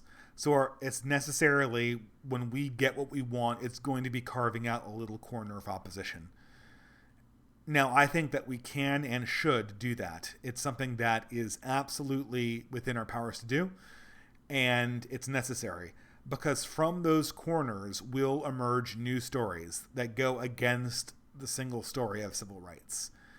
Something new will come when we tell new stories, when we talk about deeper human truths than the cathedral can tell about, the umpteenth time of poor, oppressed minority gets defeated, gets oppressed, and then that oppression is defeated by the coalition of the ascendant. That story is already old, and it's never been particularly uplifting, in my opinion. I guess it was. It definitely did have sort of an uplifting element to it, I think, during the 19th century, but I think it's post 1968. It's been a narrative that's been manifestly on the decline in its stronger religious motivations, and as such, it's become bureaucratic and stale. Okay, so thank you. I'm just going to try to get through more of these super chats, so I can get to bed at a reasonable time. 99 Iron Duke for $5 Australian. Would you agree that Trump and Johnson are both social liberal globalists and in no way actual conservatives or on our side on the right? They're not on our side. Johnson and Trump are people who, Johnson and Trump are people who are slowing down the march of progressive institutions. They are enemies of what we would call the cathedral, in the sense that they slow the cathedral down and they make it harder for the cathedral to execute on its promises. All systems of power have to deliver on their promises, and Trump and Johnson make that harder for them to do. By Johnson, you mean Boris Johnson, I assume, right? In Britain. So in that year, they're useful. It's much harder for the media to really come after the right when it's, oh my God, did the camera fail again? It's much harder for the media to come after the right when you have the situation that we have right now, which is basically a very belligerent man in office who is constantly making them look bad. So I don't want to be ungrateful for Trump and Johnson in slowing down our enemies, but I think it's very, very important that we do not consider them to be on our side. This is not. I don't think that the dissident right is Trump's movement.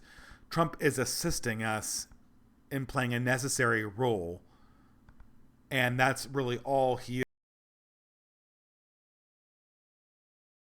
This works.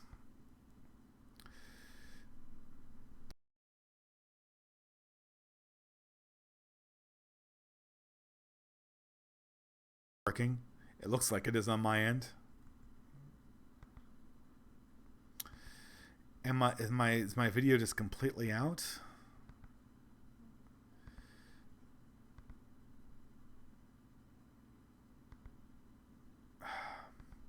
Frustrating. Sorry guys, give me a few minutes here. Well,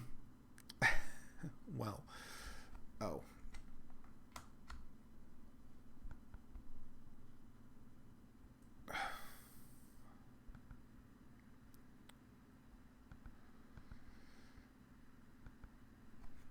Well, that is certainly frustrating.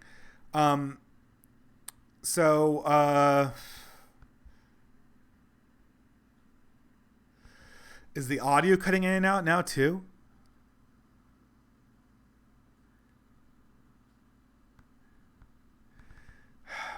This is so frustrating. Okay, so I'm using my alternative camera here. Okay, so we'll do this, I guess. Grainy footage. Can you hear my voice now? Okay, excellent. So if you can hear me and you can see me in more grainy resolution, that will just have to be what it is. Yeah, I totally lost my place. Boris Johnson, enjoy the time that the cathedral is distracted. We need to use the time as best we can. But eventually people like Trump are going to be unelectable in America. I can't speak to, maybe the Tories have some undefeatable political coalition. I think Sargon believes that, but I've never seen any evidence for it. And demographics are only going in one direction. So, okay, let's, next super chat. Artistic layman for $2. What would it take to make you Protestant? That's pretty easy. It would, the main thing missing from Protestantism is a historical narrative of Christianity's development before 1500. That makes any sense? How was the gospel developed if sola scriptura is true? Jesus didn't write the gospels, so in order for a gospel system to come into being, there had to be a living church that was created that would carry forward the gospels in time. I don't know how we can conceptualize the church as simply the community of all believers and not some formal structure. For me, that just opens up all sorts of theological problems. It opens up this thing where we have a theological problem, and as opposed to trying to understand the great spiritual masters, we flip open and try to read a translation of a language that we don't even understand and come to some conclusion that could be absolutely wacky. Now, I understand that there are very deep forms of Protestantism, like I have deep respect for based Lutheranism and certain forms of conservative Anglicanism, but that central narrative about the text and about the role of the text in relationship to a church, that's always been my barrier to considering Protestantism as a serious living faith. I've always believed that there had to be a historical witness to the church, and that it couldn't simply be a text in a vague community of believers. So, yeah, that's kind of where we are. I'm checking on the audio one more time here. Okay, we're good here. I think everyone's saying that it's fine now. But that's my barrier to being Protestant. It's fairly straightforward. And I think you'll get very similar answers from most other Catholics. So thank you very much. The 21st Century Violinist for $5. Thanks for being a gentler spirit, Dave. Constitution now equals whatever elites want it to be. Also, I'm here to shill for Settlers Laments channel to come onto the channel. Well, hey, I'm good friends with Settlers Lament. I go on his channel all the time. He's a friend of the channel, absolutely. Everyone subscribe to Settlers Lament. He's a really good channel. I mean, I've hosted one of his videos on my channel. But yeah, you're absolutely right. The Constitution now means, basically, it's sort of the Ben Burgess. Words mean things when I want them to mean things, and they mean nothing when I don't want them to mean anything. Abolish ICE means abolish ICE. Abolish the police doesn't mean abolish the police, because that's what's politically expedient right now. It's totally cynical. And if you can reinvent the meaning of words and treat them totally informally, such that you can dismiss expressions like abolish X in one instance and then embrace them in the other, when they're both political slogans used more or less in the same way, then why the fuck would you ever use logic? The use of logic is pointless if your systems of definition are so informal and fluctuating. That just cannot work that way. And I've always wanted to get Ben on to this channel to discuss this, but he never wants to come on. I've invited him like 10 times, and he never wants to come on. But it's just so simple. Logic is not some magic box that generates right answers. It's a way of talking around formalized definitions. And if you use sloppy definitions, you cannot use logic on that. You can use, you can use other things. You can use evidence and you can use heuristics. That works with, loosely defined things that have familial relationships, because statistically, what you're seeing correlates with the actual thing you're doing an experiment on. And so, because you have a correlation of a correlation, there's a correlation there, by the property, by the transitive property. And so the science works, even though the definitions might be a little bit loose on the side. You can use evidence, you can use heuristics, you can use scientific experiment, but you can't use formal logic on informal definitions. It doesn't work. But I've beaten that dead horse. Window Lick for $5. You sound like an Aphex Twin song. Do you know of any existing audiobook versions of Molebug's writings? I'm looking for a project to give me something to work towards.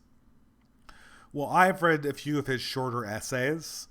There is a YouTube channel called Uxhill, and I think there's another one. There's another one that's dedicated to Molebug's writings, where they have kind of like a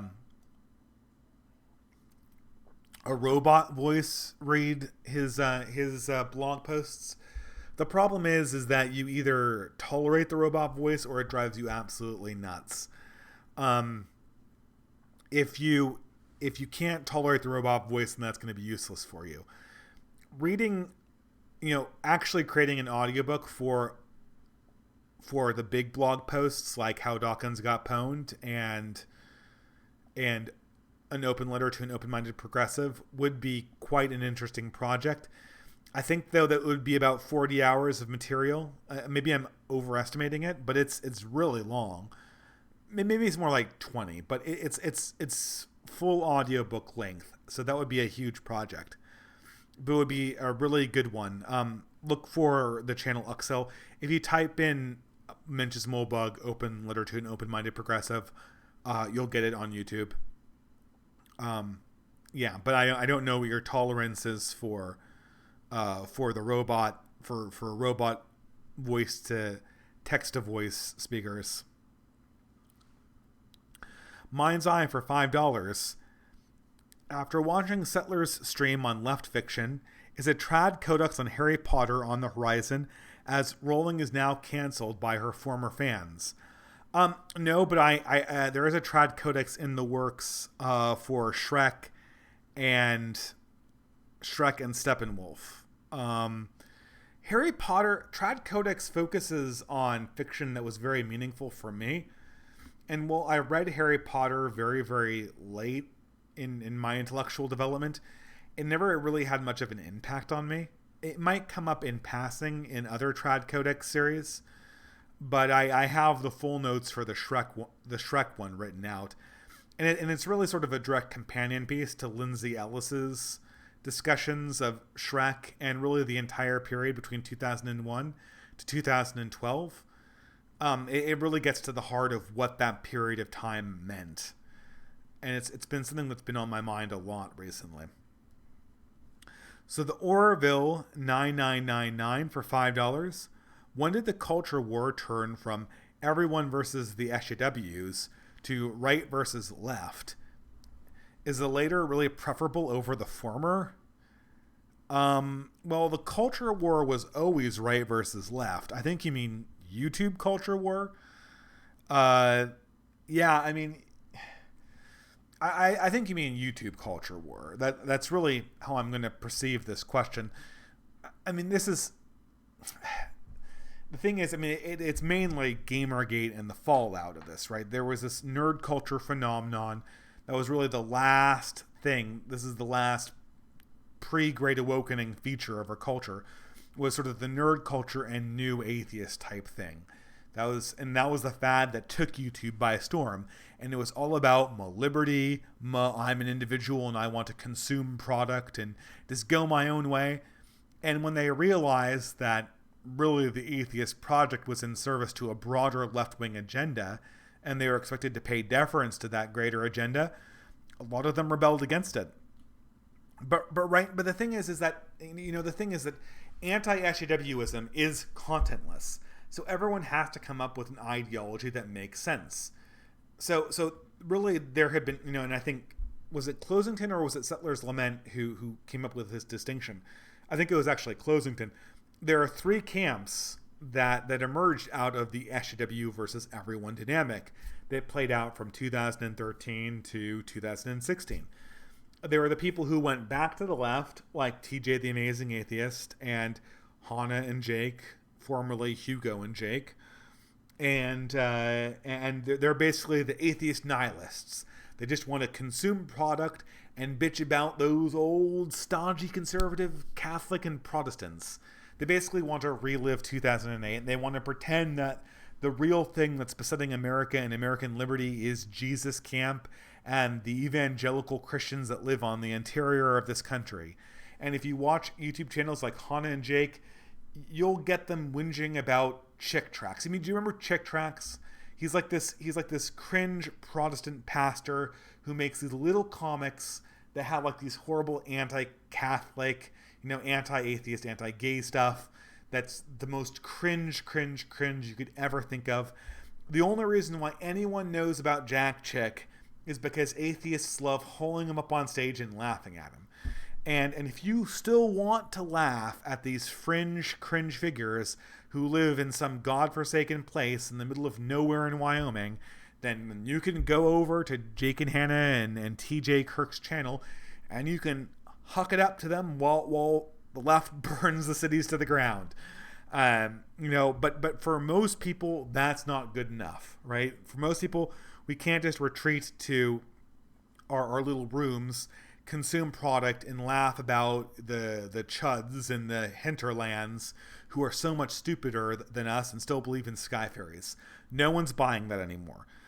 So if you don't believe that, the two other options are to do what Shoe on Head and Armored Skeptic did, which is, I guess, slightly more honorable, which was to say something like, well, there was the bad left, but we're part of the good left. We're part of the non-cringe left. We're part of the Bernie Sanders left. We're part of the Bernie Sanders. They just want to let everyone, they just want to let everyone be themselves, be rational, have their own little lives. And they don't want to become like intersectional police. They don't want to do the identity politics thing. They're all really, really rational. The problem with this, and these people like Shoehead and Skeptic, they're the same people who constantly get suckered in by the Mott of Vauch's Mott and Bailey. They're the ones that tell me that Vauch is he's just such a good actor. He's just in such good faith. Because they so want to believe that there is this good leftist project out there. The problem is that even if you might like Bernie Sanders' policies, even if you might think that we need single payer now, even if you like his ideas about socialism, the left that Bernie Sanders actually represents is the intersectional left. They are his primary constituent. And if you think that Bernie Sanders America is going to come about and that people higher on the intersectional pyramid are going to be at some kind of like equal level to people who are poor, white, and working class, you've got another thing coming. Bernie Sanders is intersectional leftism. And the cultural order he will bring about upon his ascension to power will be indistinguishable from the cultural order that Anita Sarkeesian represents. And so, I mean, at this point, Shoehead and Armored Skeptic are, while not nihilists, and I appreciate that they're not nihilists, they are very distinctly useful idiots. And then the third category of people from the anti-SJW crew were the liberalists. They're the Sargon crew. And basically, they're the people who are in defense of some principles. They believe in Lockean principles. But they're slowly coming to the terms that the West is no longer has a tradition of Lockeanism. What does it mean to be a constitutionalist in a country that's turned its back on the Constitution? I mean, it's one thing to say that this nation that we're part of a continuous narrative of constitutional rights and individual liberty. That's what the founding fathers believed. They believed that they were essentially coming to a culmination of principles that were brought forward in the teachings of Protestant Christianity. And then, the secularizers in the 19th century took it one step further. But if we're in a one-story state, that narrative line is dead. It's been cut. It's extinct. Sargon and V. Monroe are trying to hop on board the conservative bandwagon when that bandwagon's already caught fire and rolling into a ditch. They're going to need to bail out at some point. And I'm glad to hear that they're looking in new directions. They understand that there has to be a new order that comes about. I don't think that liberalism can justify itself in a Machiavellian, Hobbesian vacuum. Liberalism only comes out of a broader Christian tradition. And that broader Christian European tradition is in the process of dying, and it's certainly not going to re-resurrect itself from leftist civil rights and progressivism. We know that for sure. So, I mean, that's how the tradition happened. Everyone had to pick a side in the culture war, and so the reason why everyone versus the HAWs couldn't sustain itself was because that conflict wasn't real, and the right versus left one was real, and eventually everyone had to grow up, and they either died heroes or they lived long enough to see themselves become the villains. All right, thank you very much. Oh, wow. A very large super chat for $20. In Settler Lament's stream about fiction, there was a lack of hermeneutics and literary criticism, e.g. formalism and structuralism. It's a shame that the left occupies much of that media space. Lindsay Ellis, Big Joel, H. Bomber guy. Okay, I mean, kind of. I mean, okay, well, let me ask you a question, and maybe you can follow up in an out reply. I will try to keep my eyes peeled for you because this is such a generous super chat, but I have to ask a question here. The Lindsay Ellis, Big Joel, H. Bomber guy stuff, Trad Codex is my attempt to answer that. Trad Codex is my attempt to dive deep into cultural works and to figure out what they meant for me and what they could mean for a new reactionary culture. Now, I have not read any of the foundational texts on formalism or structuralism. My academic interests have been pretty much restricted to elements of classical political philosophy and reactionary political philosophy, and I don't think I have the time to do that. But I will say, Lindsay Ellis, Big Joel, and H. Bomber guy don't really... I mean, you're not going to learn about post-structuralism from those guys. The only person who I've ever learned anything about post-structuralism from has been Cuck Philosophy. All these other guys just do reviews of things. So is what you're asking for like an in-depth review, or is it a formal discussion of literary criticism at a very high academic level? If it's the former, then, is my Trad Codex series good enough? Because I don't think you're going to get that kind of deep dive from a live stream. Live streams, I mean, I don't know. I feel like my live streams contain a lot of deep dives in them, but I think that's sort of a unique thing in my brand. I don't think many other YouTubers have really, really deep live streams. I mean, I'm not bragging. I'm just trying to be realistic here. I don't think that there are many live streams where people try to drill down into topics that much. So I don't think it's fair to Settlers Lament for him to ask him for, an H Bomber guy deep dive on a live stream. That being said, it is fair to say, Dave, you need to take Trad Codex up a notch, or maybe I'm not the right person to do Trad Codex. Personally, I think the Trad Codex series is one of my strongest series that I do on this channel, and it doesn't really have a consistent format other than it's highly personal. But if you think that there is some dimension that I could incorporate from formalism or structuralism into that to make it better, or if you think that, maybe Settlers Lament could try to do a deep dive like I do there, maybe that would be something to take a look at. But thank you very much for the $20 super chat, and I'll try to keep my eyes peeled for an out reply from you, although I just have so many super chats to get through. I'm sorry. I hope that answers it sufficiently. Nerve AMV Maker for $10. Every time I see that, I have to comment on the fact that it makes me nostalgic for high school and making AMVs of my own. Why do you think totalitarian governments always try to ban Gone with the Wind? Nazi Germany, the Soviet Union, North Korea, and our current government all tried to ban that film and book. Well, okay, so here's what's the difference between a totalitarian state and an authoritarian state? It's more or less what I was talking about to begin with. Well, I guess there's a level of degree. Totalitarian states are single-story states. Everyone has to constantly affirm the story of the totalitarian state. And to ensure that, not all single-story states are totalitarian. You can be a single-story state and not be totalitarian, or not be brutally or totalitarian. But a totalitarian state seeks to sustain the single story by simply banning all attractive stories from discourse that don't directly support the story that they're telling. So it's funny that you mention our government, Nazi Germany, and the Soviet Union and North Korea, because I think that those four examples are quite different. The Soviet Union, Nazi Germany, and North Korea banned Gone with the Wind because Gone with the Wind was a popular, compelling story that told a story that they could not incorporate into their own entertainment product and narrative about why they're in control and why they deserve to be the rulers of the world. They banned it because it was simply a rival narrative. Our state is not a totalitarian state yet. The reason why they're banning Gone with the Wind is not simply that it's a compelling narrative that's not theirs. This is still America. There are many compelling narratives still in existence that are not the progressive narrative. As a matter of fact, Trad Codex, the series that I'm doing, exists to highlight narratives that are compelling and that are not the cathedral's narrative.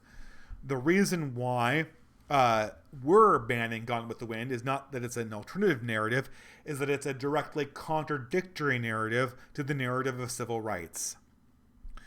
Because we're a single story state, we're a newly single story state.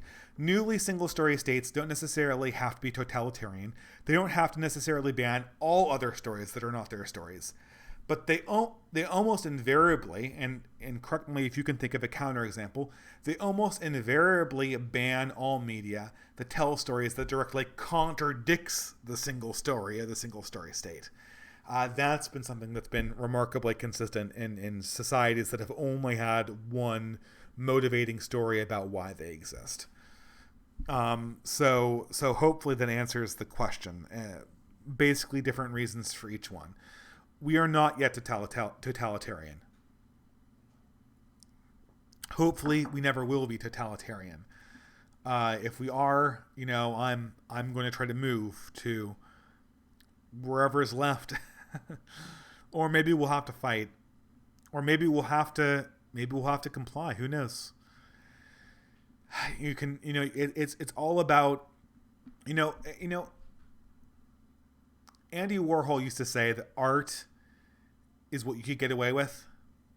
But I think it's more accurate to say that politics is what you can get away with. That's always what it is, right?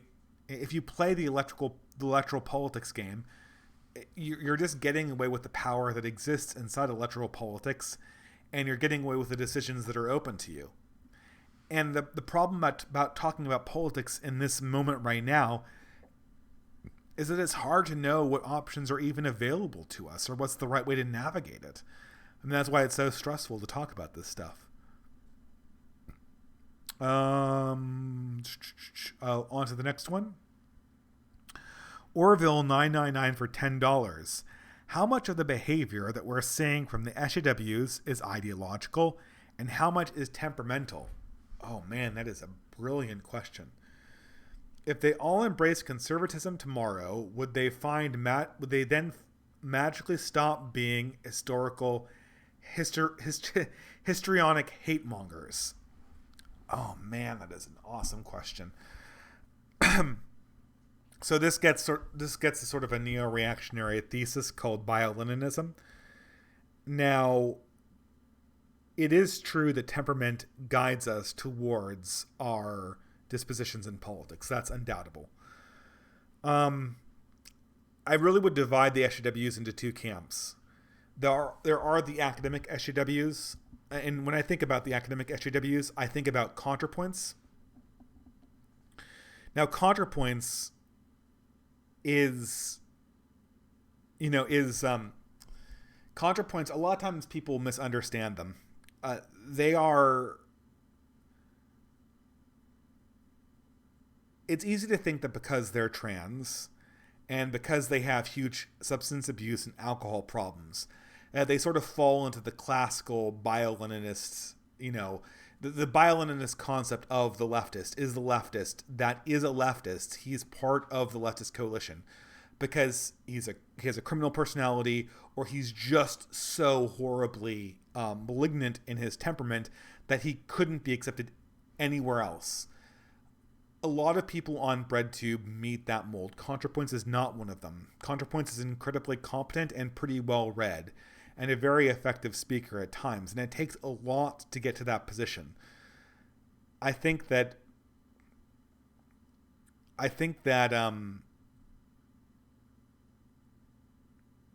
should I put this? I think that it really comes into two camps. I think a lot of people in the HW camp, in the progressive camp, all of the corporations pretty much. The people who run the HR departments inside major corporations are reasonably competent.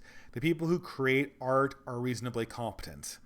I would say the majority of the cathedral's real teeth are people who are along for the ride because this is the establishment story, and it's obviously the story that's politically winning. I would say that there are a number of people that are the current fanatic class of progressivism, the people who do cancel culture, right? And you can see this. This is sort of, if someone does cancel culture, let's say like President Sunday, that immediately indicates that they have almost this person has no faith in their own abilities to accomplish anything. It really is the lowest form of life when your response in an intellectual environment is to immediately try to go over your rival's head and to get their livelihood taken away from them because you've caught them out for saying the bad words. That is absolutely the work of somebody who has no competence and is only in a political movement because he knows he can't thrive anywhere else. I would say that the cancel culture squad of the SJWs, they're there for temperamental reasons. The people who are in the actual apparatus of the cathedral, the people who staff the HR departments, the people who make competent art like ContraPoints, they're there because of ideology. They're there because they're true believers, or they're there because they recognize that this is the winning side. And, what's it got to do? You just want to win sometimes, right? You just want to crush your enemies. And if you want to crush your enemies, you want to be a progressive, right? I mean, they've been crushing their enemies for 60 years right now. I mean, what has stood in their way? Even in our entertainment products that we're currently consuming, every other one of them wins an Academy Award is basically the story of how some progressive crushed their conservative opposition in the past. And people want a part of that story. Everyone wants to be the hero. I guess the difficulty is some people want to be heroes without ever having to develop the competence of a hero. And that's how you get sort of the phenomenon of bio-Leninism. They want to obtain status, and they know that they have a disposition that would never allow that. And this is what creates cancel culture. This is what creates mob mentalities. This is what creates the entropic force that Mulbug points to, so on and so forth. There's a lot here. I'm unfortunately going to have to go on, but thank you for the super chat. So many questions tonight they're so large I can barely deal with them in the degree that they want to be dealt with. I think that last question got to the heart of whenever you look at something as big as the progressive movement, you're looking at a variety of different classes and a variety of different competencies that are all working together for one goal. And they have very, very different class reasons for being there. They have very, very different reasons to work on the same project.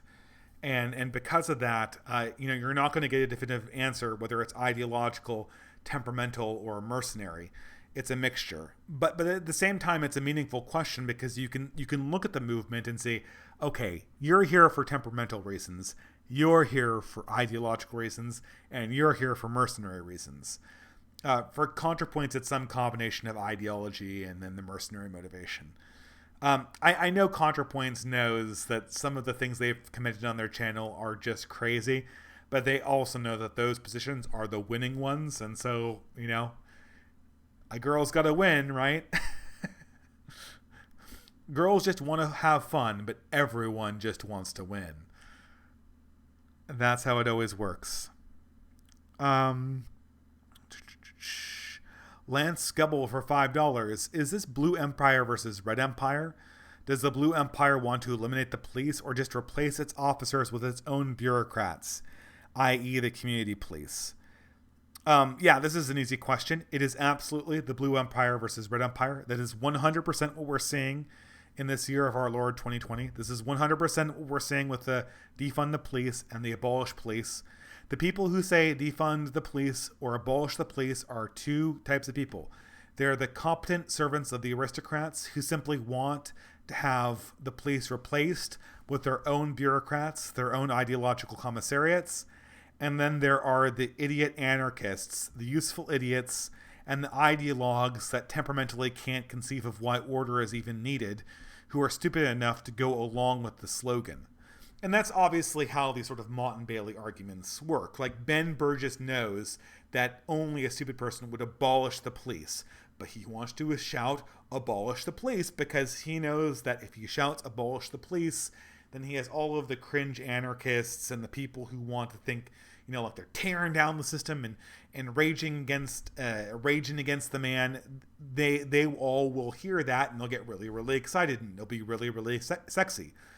There is nothing sexy in saying, I want to abolish the police and replace it with more sensitive officers who are more ideologically in line with what I want and who are more apt at carrying out my ideological view of how America can and should be. The problem is with this red versus blue empire thing is it's really, really hard to see what's part of the red empire after 2020. What's part of the red empire? It seems to be comprised entirely of provincial backwoods people and ideologues and intellectual crackpots like myself. Corporate America is in blue empire. If the police are in blue empire and the military becomes part of blue empire, then what's red empire? And I think in this lack of a realistic red empire to fight, the blue empire is going to create conspiracy theories, outright fake conspiracies concerning the secret right-wingers under the bed. Expect to see this whole electric boogaloo phenomenon that you'll see everywhere on leftist Twitter, but nowhere on right-wing Twitter. Expect to see this recur again and again and again and again. There will always be a right-winger under the bed, even when there is virtually nothing opposing blue empire and the will of the consensus-making apparatus in the society. Splinter for $20. Recent events have empowered arguments that liberalism is dead. I've made gains with peers by arguing intersectionality specializes in usurping liberal institutions. The gently introducing dissident right critiques of power. Yes, that's excellent. I would make a small correction. I think the language of civil rights specializes in usurping liberal institutions. I think intersectionality is just the latest iteration of civil rights. Intersectionality itself is more geared towards keeping the coalition of civil rights intact. But the real machine that did the work of infiltrating liberal institutions was the Civil Rights Act of 1964 and subsequent jurisprudence that came after the Civil Rights Act of 1964. This is why all companies have to have an HR department. This is why all universities have to have a plan in order to maintain diversity, even when states ban racially preferenced admissions, as in California. They still have racially preferenced admissions, and even that short-lived Proposition 209, I think it lasted 20 years. It was never respected, and it's going to be abolished. They're already discussing abolishing it right now, and we'll go back to having explicit. Maybe we'll even have quotas. I imagine the Supreme Court's not too far away from figuring out that a heavy preference towards one racial group is no different from a quota for one racial group. This is the whole stupid thing that came out of Regents versus Bakke all those years back. But the Supreme Court eventually will come around to saying that preference and quotas are just 6 of one, half a dozen of the other.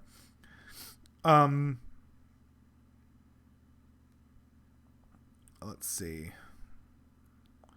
Yes, but I totally agree with you, Splinter.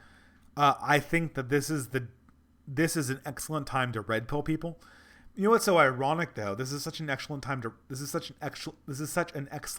red pill people. But I talk to fewer and fewer progressives these days because I'm, working from home, living at home, and not really seeing many people. I think the first thing I'd ask any one of my progressive friends is, are you seeing this? Does this look as crazy to you as it looks to me? Because I look outside and I see a crazy world, and I want you to tell me that you see a crazy world too, because this shit looks crazy. I think if you bring that to most even moderate progressives, and certainly if you bring that to most liberals or most conservatives, every one of them will say, yeah, this world is crazy. This world was not what I was expecting being a moderate. And then questions kind of ask themselves from there. You can go, okay, so if this was not the world you were expecting when you signed up to be a progressive, a moderate, a liberal, or a conservative, then what went wrong? How did a rational system transform itself into an irrational system? And very likely, if you're talking to a conservative, at least for a conservative from before this month, they would point to bad actors. It was good until this person did this wrong thing, and then it became bad. Our goal as reactionaries is to point to the fact that this process was not a sudden jumping off point. It was a continuous process which worked very much in the same way at the beginning as it worked in the end. And it was a series of steps. And it was no one step that got us here. It was the series of steps itself. And so it's very, very important to get liberals or progressives or even conservatives who want to understand why we're now in Crazy Town to understand that it's not simply a bad actor. It's a mechanism in our society that leads to a slow disintegration of liberalism's hegemony and power itself. Pure liberalism can never be a cultural hegemon. It's either a placeholder for some implicit culture, which used to be Christianity of a sort, or it's a placeholder in waiting for some other culture to replace it, which is now the intersectionality of the progressive movement. And electing Bernie Sanders and bringing forward the social revolution will not save you from that cultural revolution. Bernie Sanders is part of that cultural revolution. He is a standard bearer of that revolution. He's a vanguard of that revolution. So, that is what it is. The Mania for $5. The only way I see us getting out of this is for the country to go flat broke and collapse the welfare state. Tax resistance? I don't think so. I agree that the country has to go flat broke, but our country does not immediately draw it doesn't immediately draw its short-term revenue from taxes. It draws its short-term revenue from the Federal Reserve through the printing of promissory notes. So you're not going to shock the system out of money by not paying your taxes. What you are going to do is commit a felony offense that the federal government will prosecute. The federal government is very, very protective about about its tax revenue. And the second that it gets the idea that there is an organized attempt at tax evasion, it will strike back and it will prosecute the organizers of that tax evasion.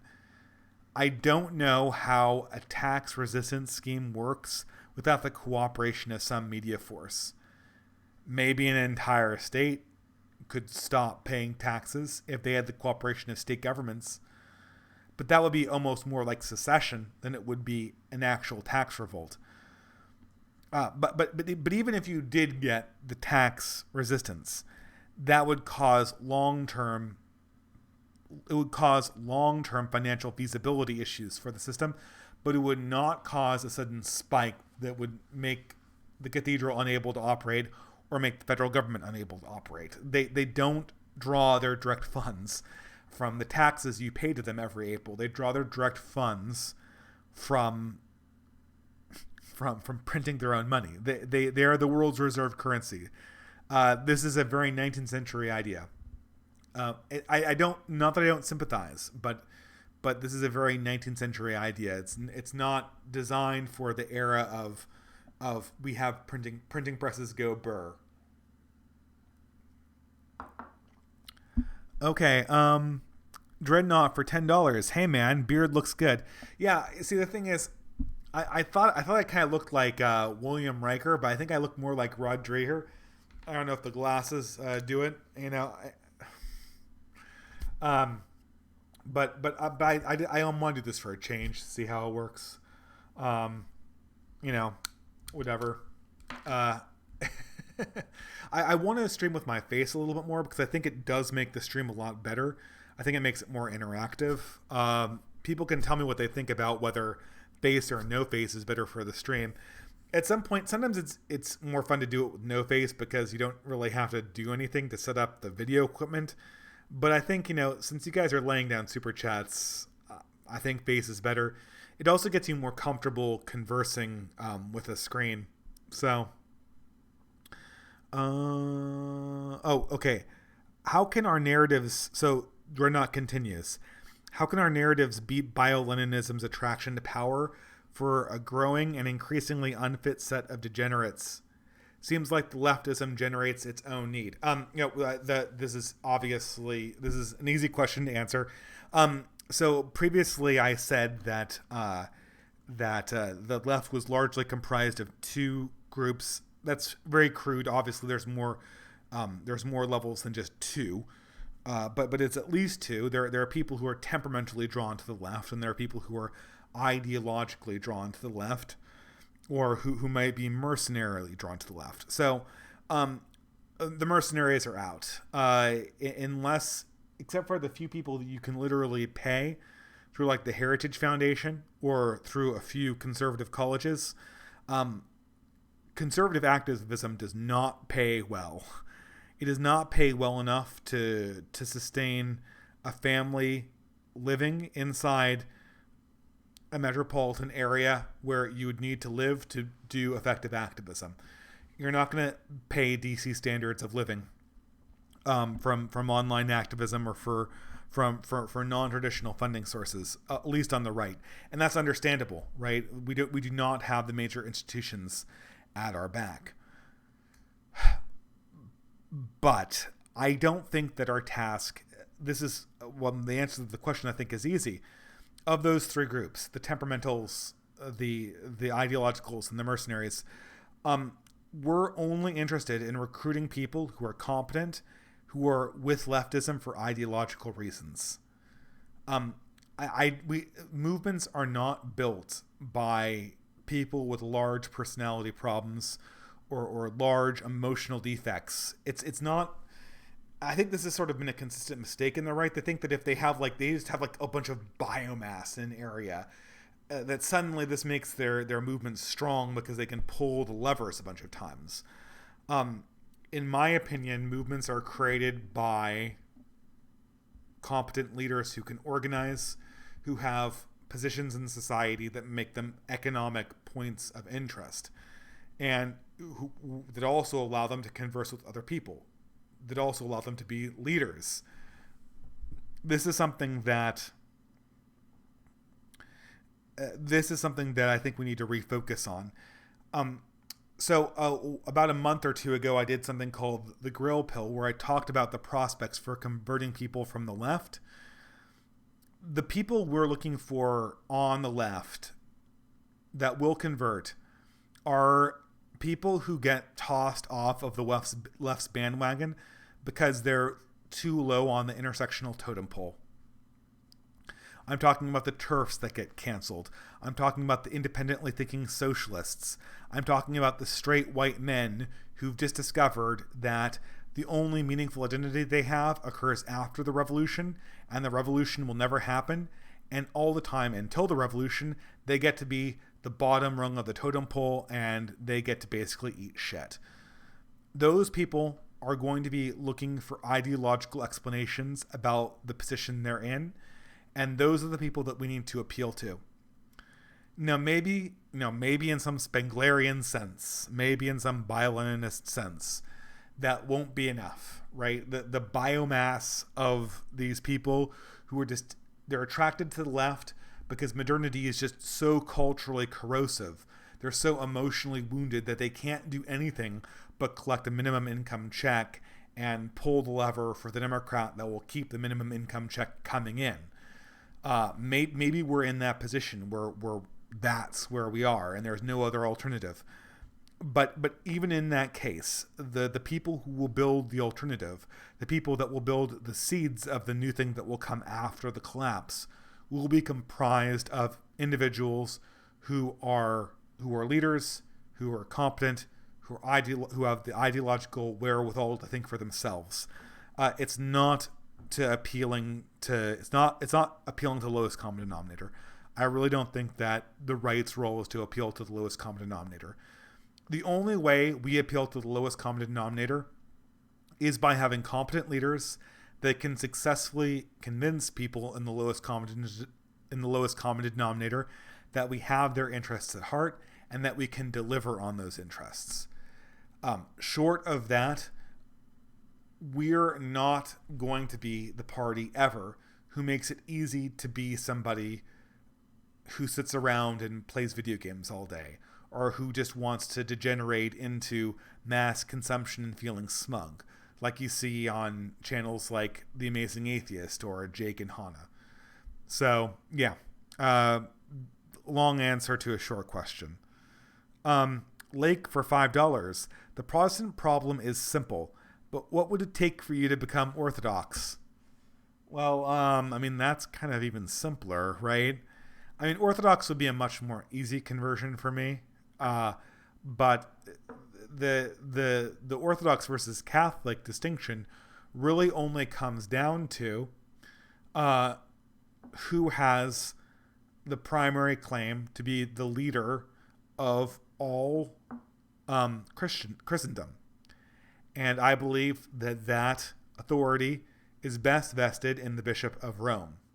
I will also point out that even in the event that I was convinced that there was no primary authority of Christendom, but it was some kind of conclave of all equal bishops, the Bishop of Rome would still be the bishop of my forefathers. And so that re-merging into the Orthodox Church, I think, would have to be institutional rather than personal. But that's just how I see things. Orville 999 for $2. Have you ever been to Rome, Vatican City, Italy? Yeah, I've been to Rome twice. And my wife's been there, I think, like 3 times. I think she even stayed in Rome for an extended period of time. I will say this. I really don't like Rome very much. I think that the landmarks look amazing, but I'm much, much, much more fond of cities like Milan and Florence. I love Florence, and not simply because I absolutely love Machiavelli and Dante. I just think the city is really, really beautiful, and I think Tuscany is really, really beautiful. Emmett 5 for $5. I'm losing my voice. What would the reactionary state look like? How would the government be organized? How would we implement formalism in said state? Well, I think that Oh my God, this is such a large question.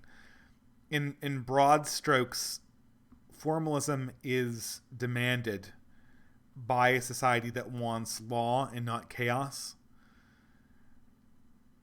I think a reactionary state could look like anything, because a reactionary political philosophy is just a mechanism for understanding how politics works. It's not a commendation of one system over the other. So you could have a republic or a formalist republic. You could have a formalist monarchy. I think the key thing to keep in mind is when you're building a reactionary state is that sovereignty is always conserved. There is no escape from Machiavellian politics. Machiavellian politics will always play out. And because of that, we need to be able to see how power operates. Maybe this can be meant in some formalized system like law. I know I've given Kurt Doolittle and the Proprietarians a lot of shit, and I think they deserve it for the most part. But their project of coming up with formalized law is not misguided, right? The only problem is that I don't think you can formalize law without understanding what moral system you're basing society on. The formalized law that rules atheists and that rules Hindus is not going to be the formalized law that rules people who are well brought up in a Christian tradition or who are brought up even in a Muslim tradition.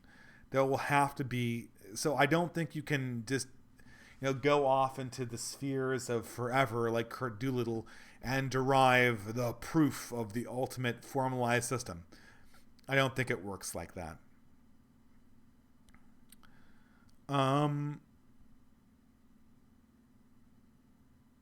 Yeah, I mean, I'll give you an example, just to give you a little bit more.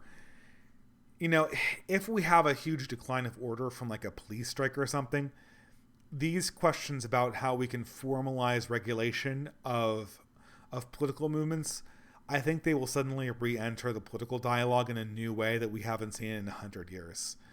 And in that, there will be a new call for, no one will call it formalism, but there will be a new call for what reactionaries refer to as formalism. Seven Brocky for Hong Kong $80. In New Zealand, our heroic narrative is based on Captain Cook and has faced academic deconstruction and media denunciation while supporting the mythical story of the native population as ideal and pure. I'll continue on. For another super chat, he says, sorry for the late stream. Wait, that's a different question. Something just got kicked. So I'll answer the first one. Well, I guess I'm definitely... you're describing with Captain Cook basically what's also happening in everywhere, right? This is, I wouldn't be surprised if we start tearing down Captain Cook statues. There's at least one Captain Cook statue where he died in Hawaii. I wouldn't be surprised if they remove that. Because, everyone from that era was racist. Brocky goes on to ask, I wonder if Canada, Australia, and the US are experiencing the same disconnect in society. Are we really living in an age of toppling of our own statues? Will this pass? I don't think it will. I think it will pass when they topple and remove all of the statues, because I think it's too cathartic to topple the statues, and there's a lot of angry people out there, and I think they're going to keep on going. If it stops somewhere, then what will the justification be for stopping? Slavery is all right as long as we really, really like your contribution to a political document that's 200 years old. I don't know if that's going to satisfy many people. It's the unprincipled exception. If progressive boomers had their druthers, it would certainly stop with Confederates, and it would certainly stop with Columbus, if nothing else. But I don't think that that's going to be how Generation Z sees it. It's not going to be how millennials see it. Jefferson and Washington are just other slave owners. They're still white supremacists. And based on the Vouch definition, George Washington was a white supremacist. And every monument to Washington, including to the many monuments that you have in Washington State, are monuments, therefore, to white supremacy, by the logic of their own argument. So I guess I'm sorry to be so down, but I just don't think that this is going to stop. Maybe some kind of moderate Democrat is going to come to the fore. I really, really doubt that this is going to happen. Makuda Pterodax for £5. Watching the latest stream with Molebug and Michael Malice, I found it mentally beneficial to view myself as an expat tourist in the country of my birth. Yes, that's actually an old one from Molebug. I believe that was an old one from UR. That you should always view yourself as a expat living in the country that you currently reside. I certainly feel that way. I'm living in my hometown right now, and I am entirely alienated from the culture that currently reigns here. I mean, it feels like the Bay Area. And in the Bay Area, everyone is an expat. Nobody is from the Bay Area. People say they're from the Bay Area. My mother was born in the Bay Area, but no one actually is from the Bay Area. You're based in the Bay Area, right? Progressives see the Bay Area as a platform for their religion. Reactionaries have to see the Bay Area, and indeed most of America, as a Sharia law that they're living under.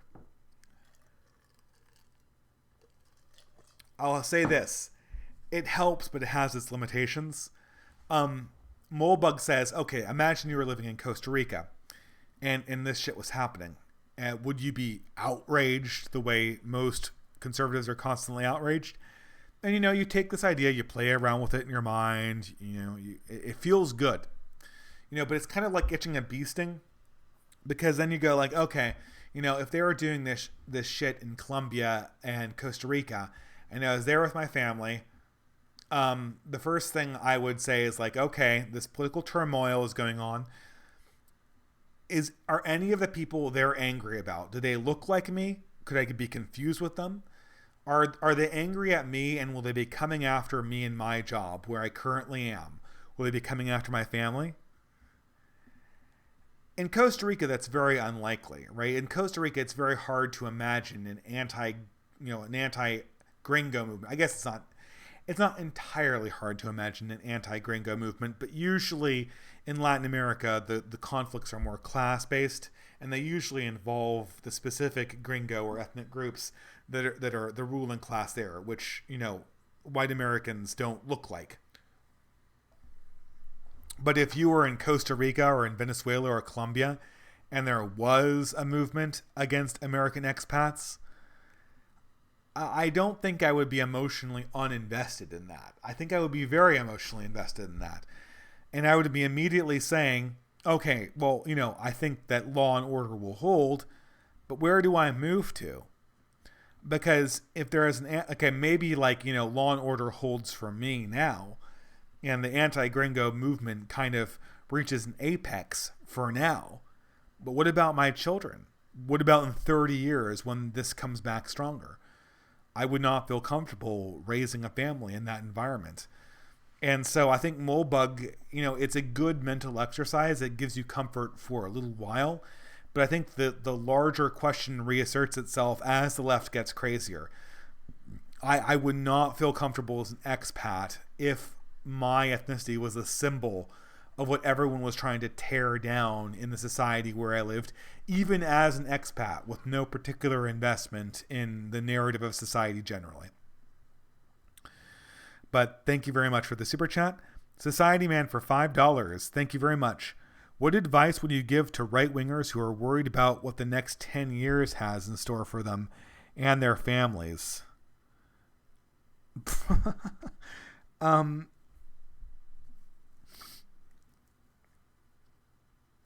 I mean, this is what I wish I had an answer for this question.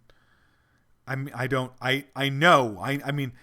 Rod Dreher was asked this question, and in typical Rod Dreher fashion, let me put on my glasses aren't nearly as pretentious or as Harry Potter as Dreher's, but now that I have the trad, cath, dad, well-trimmed beard, I might be able to pull this off.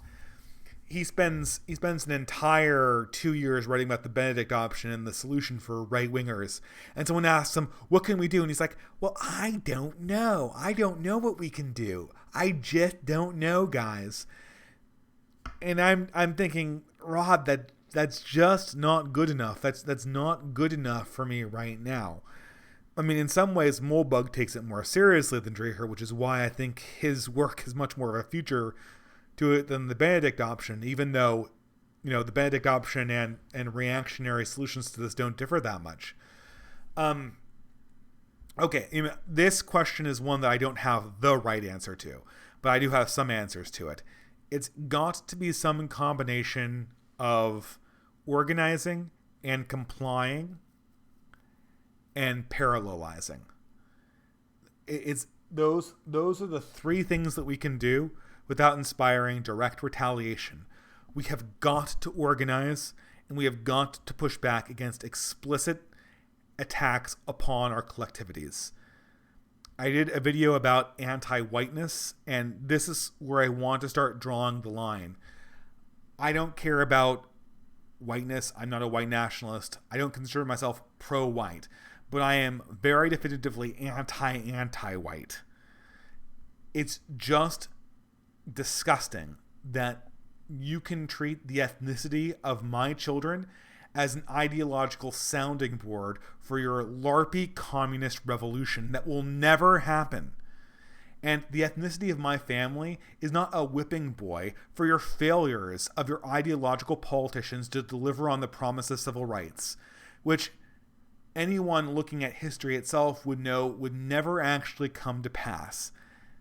That has to be the narrative going forward for right-wing organization, and we have to organize this in a narrative way that can win. When I was debating Vaush, we talked a lot about we didn't talk a lot about this, but it came up, and I made a mistake. I kind of flubbed it and said that no saying that Muslims are protected in Christians' art. And, I flubbed this because, obviously, if religion is protected under the Supreme Court, then both Muslims and Christians are protected. But there is, in the same way that whites and blacks are both protected classes, and blacks and Asians are both protected classes. But that was a flub, and what I meant to say was no saying gays are protected and conservatives are not, which is actually hypocrisy in the system. That's what I wanted to say, and I think I corrected myself in the Vaush debate by saying that. Of course, he got to do his little "you don't know what you're talking about" maneuver, because, when you're in these debates, it's just rapid fire. It's so quick.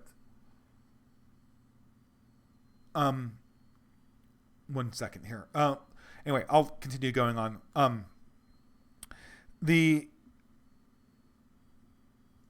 However, even though, you could say, according to the Supreme Court, blacks and whites, blacks and Asians are equal protected classes or equally protected groups because we protect against race. As our nation actually functions, this is just not true. The courts don't enforce civil rights legislation the same way for Asians as they do for blacks.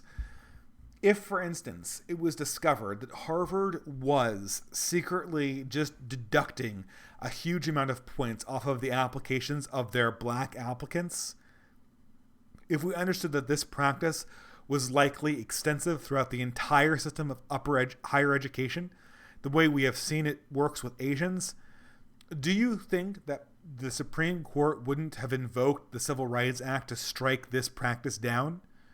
Of course they would. It would obviously run afoul of discrimination. But of course, through language games, we have come to a practice of the Constitution, although hypocritically, that applies differently to blacks than it does to Asians. So what we need to do is we need to force the cathedral to live up to its own principles. If they say that we're all equally protected classes, then we have to assert that Asians and blacks are equally protected classes. And we have to organize like that's true. It might not be true so far, but I imagine that we're going to be given a front row seat to some serious abuses along these lines.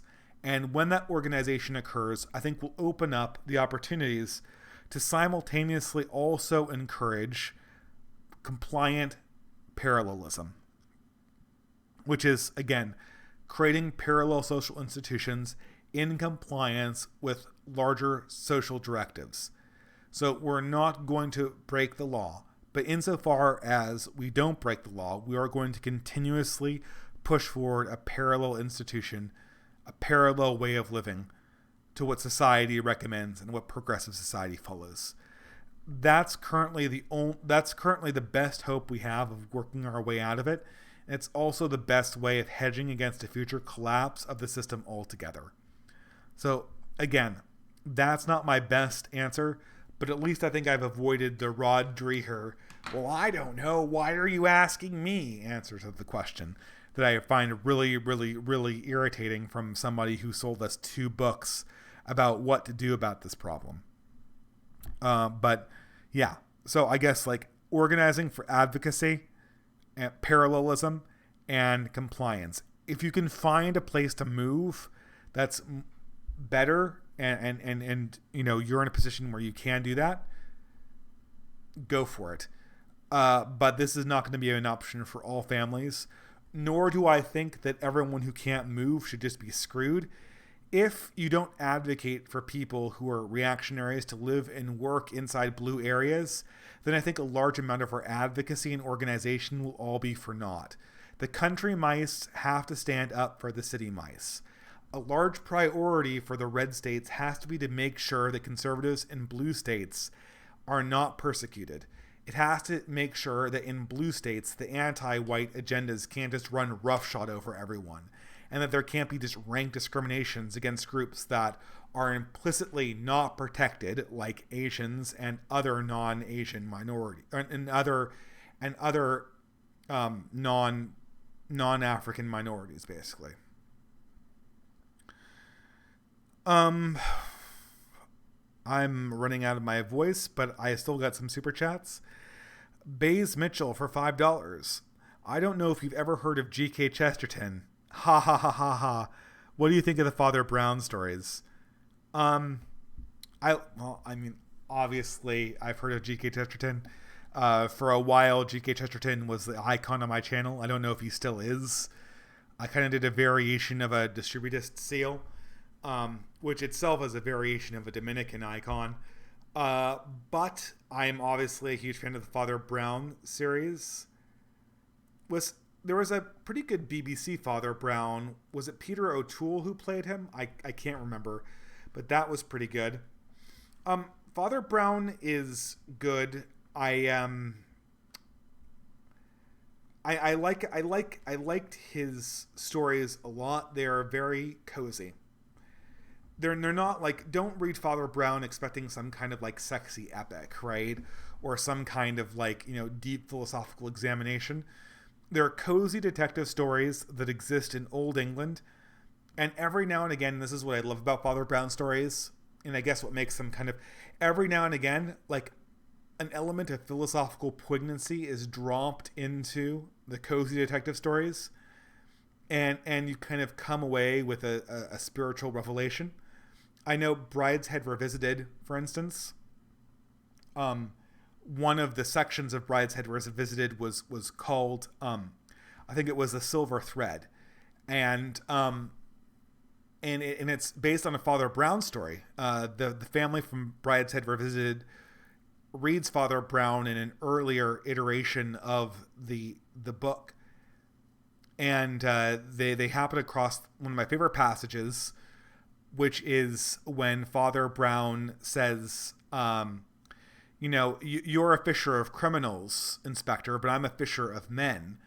And by letting this man escape from the law, I haven't hooked him on the criminal justice system, but I've hooked him with a silver thread of faith. And now I know that wherever he goes, I can tug the string and bend him to heed wherever he goes, and however free he may be bodily.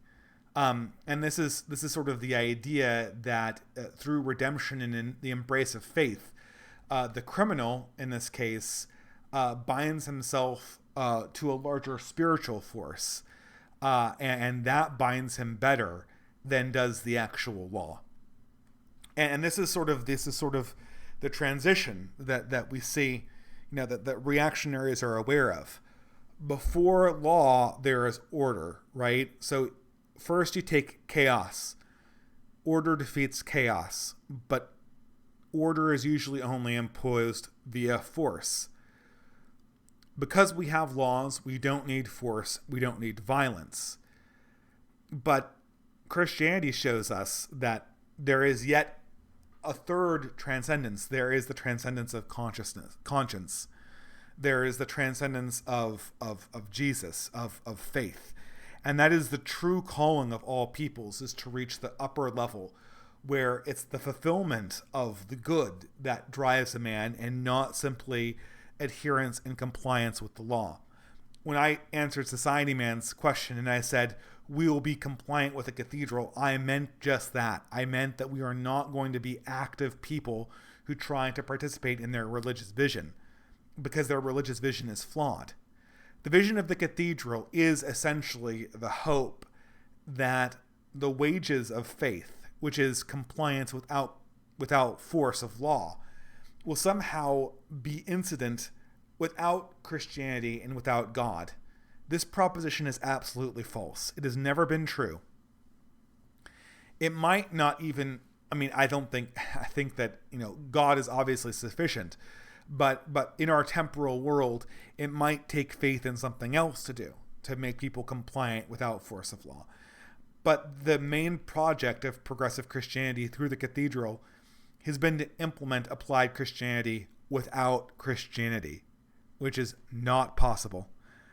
And so in some ways it's the pursuit of Father Brown's silver thread that is sort of, it's both the greatest failing of our current cathedral and our greatest hope as reactionaries to find once more, is to find the way to get people to act in brotherhood without compulsion, without fear, and without this constant backbiting of politics and lies, which just inundates us in every area of society.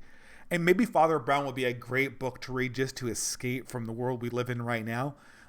Going back to Britain of the 1910s and the 1920s and living in that world and seeing the wisdom that comes from it.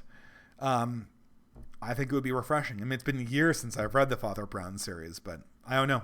It would be, you're making me want to read them again. Kyle Elam for $20. I love your stuff. Thank you very much. How do you feel about weaponizing the state or unions against corporate crypto communists? Well, good luck weaponizing the state. Unions are much more promising because they're made up of people who are class-wise much more affiliated with reactionaries than they are with either the client classes of the cathedral or the cathedral apparatchiks themselves. Man, I'm really losing my voice. I have some water here.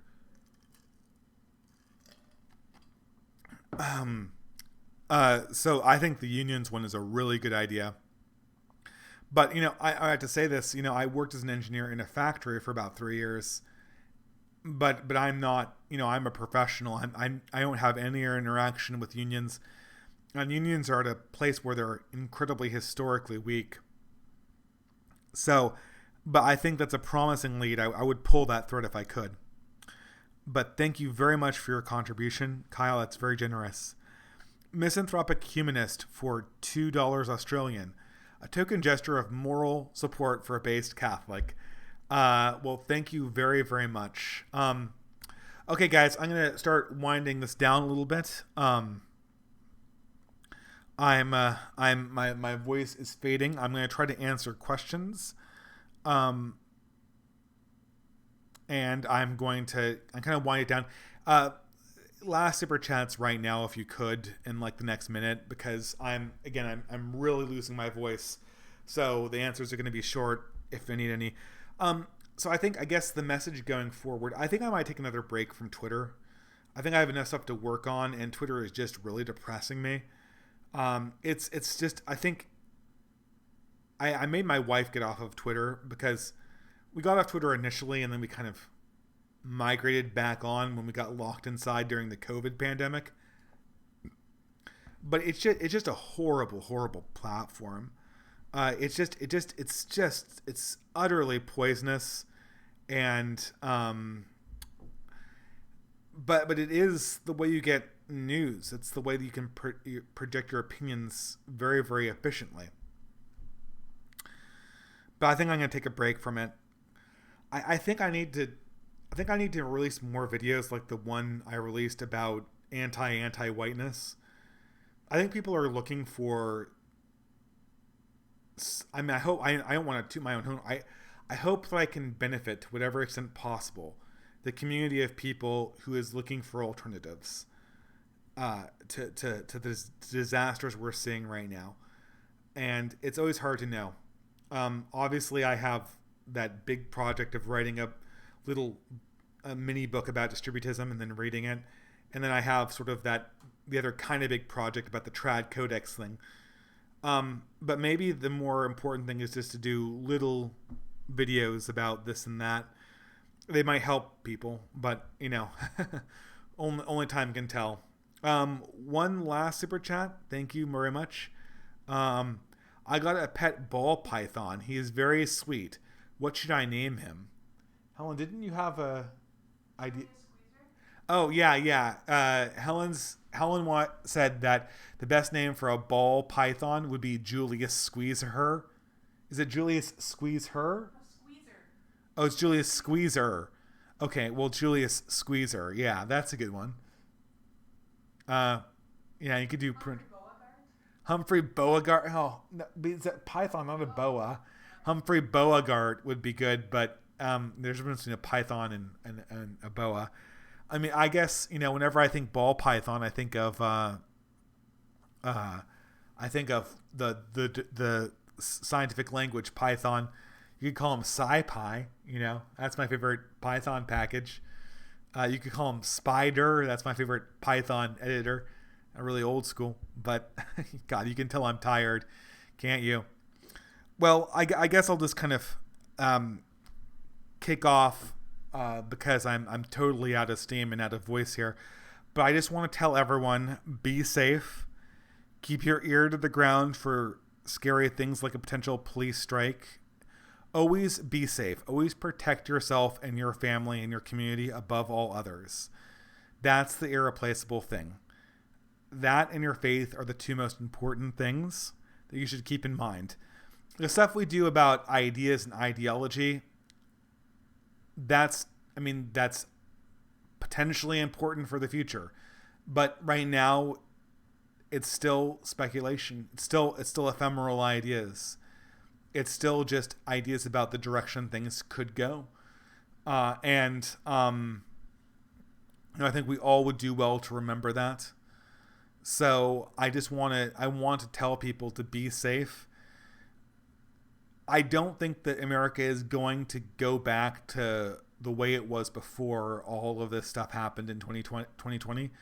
But I do think that at some point the dust will settle and we'll have to take stock on things. So don't let this drive you nuts. Don't do anything drastic. Don't do anything immoral. Absolutely do not do anything that would be immoral or illegal. That's the worst thing any right-winger could do right now. And that's what the cathedral is that's what the enemies of the right wing are really hoping for. Don't immanentize the eschaton. Stay true to the things that are truly valuable. Your community, your family, your faith, your devotion to what's right. And I think, I pray that when we get to the end of this and when we finally emerge into the single starry state, then I think if we hold true to the things that are really valuable, we're going to end up better in the end. We're going to, do the thing that humans always have had done in the past. Hard times in history will make us stronger and better. It's tragic, but strong times create strong men. Hard times create hard men and women, and we are seeing the beginning of what look like hard times. So, with that spirit, we can look forward to becoming stronger ourselves, hopefully. And with that, I think I'll wish everyone a good night and hope everyone has a very safe rest of the week. I'll probably release another video in the next few days, and hopefully we can have another distance live stream. If people like these things more regularly, I'll certainly shoot for that. But at this point, my voice is shot, so have a wonderful night.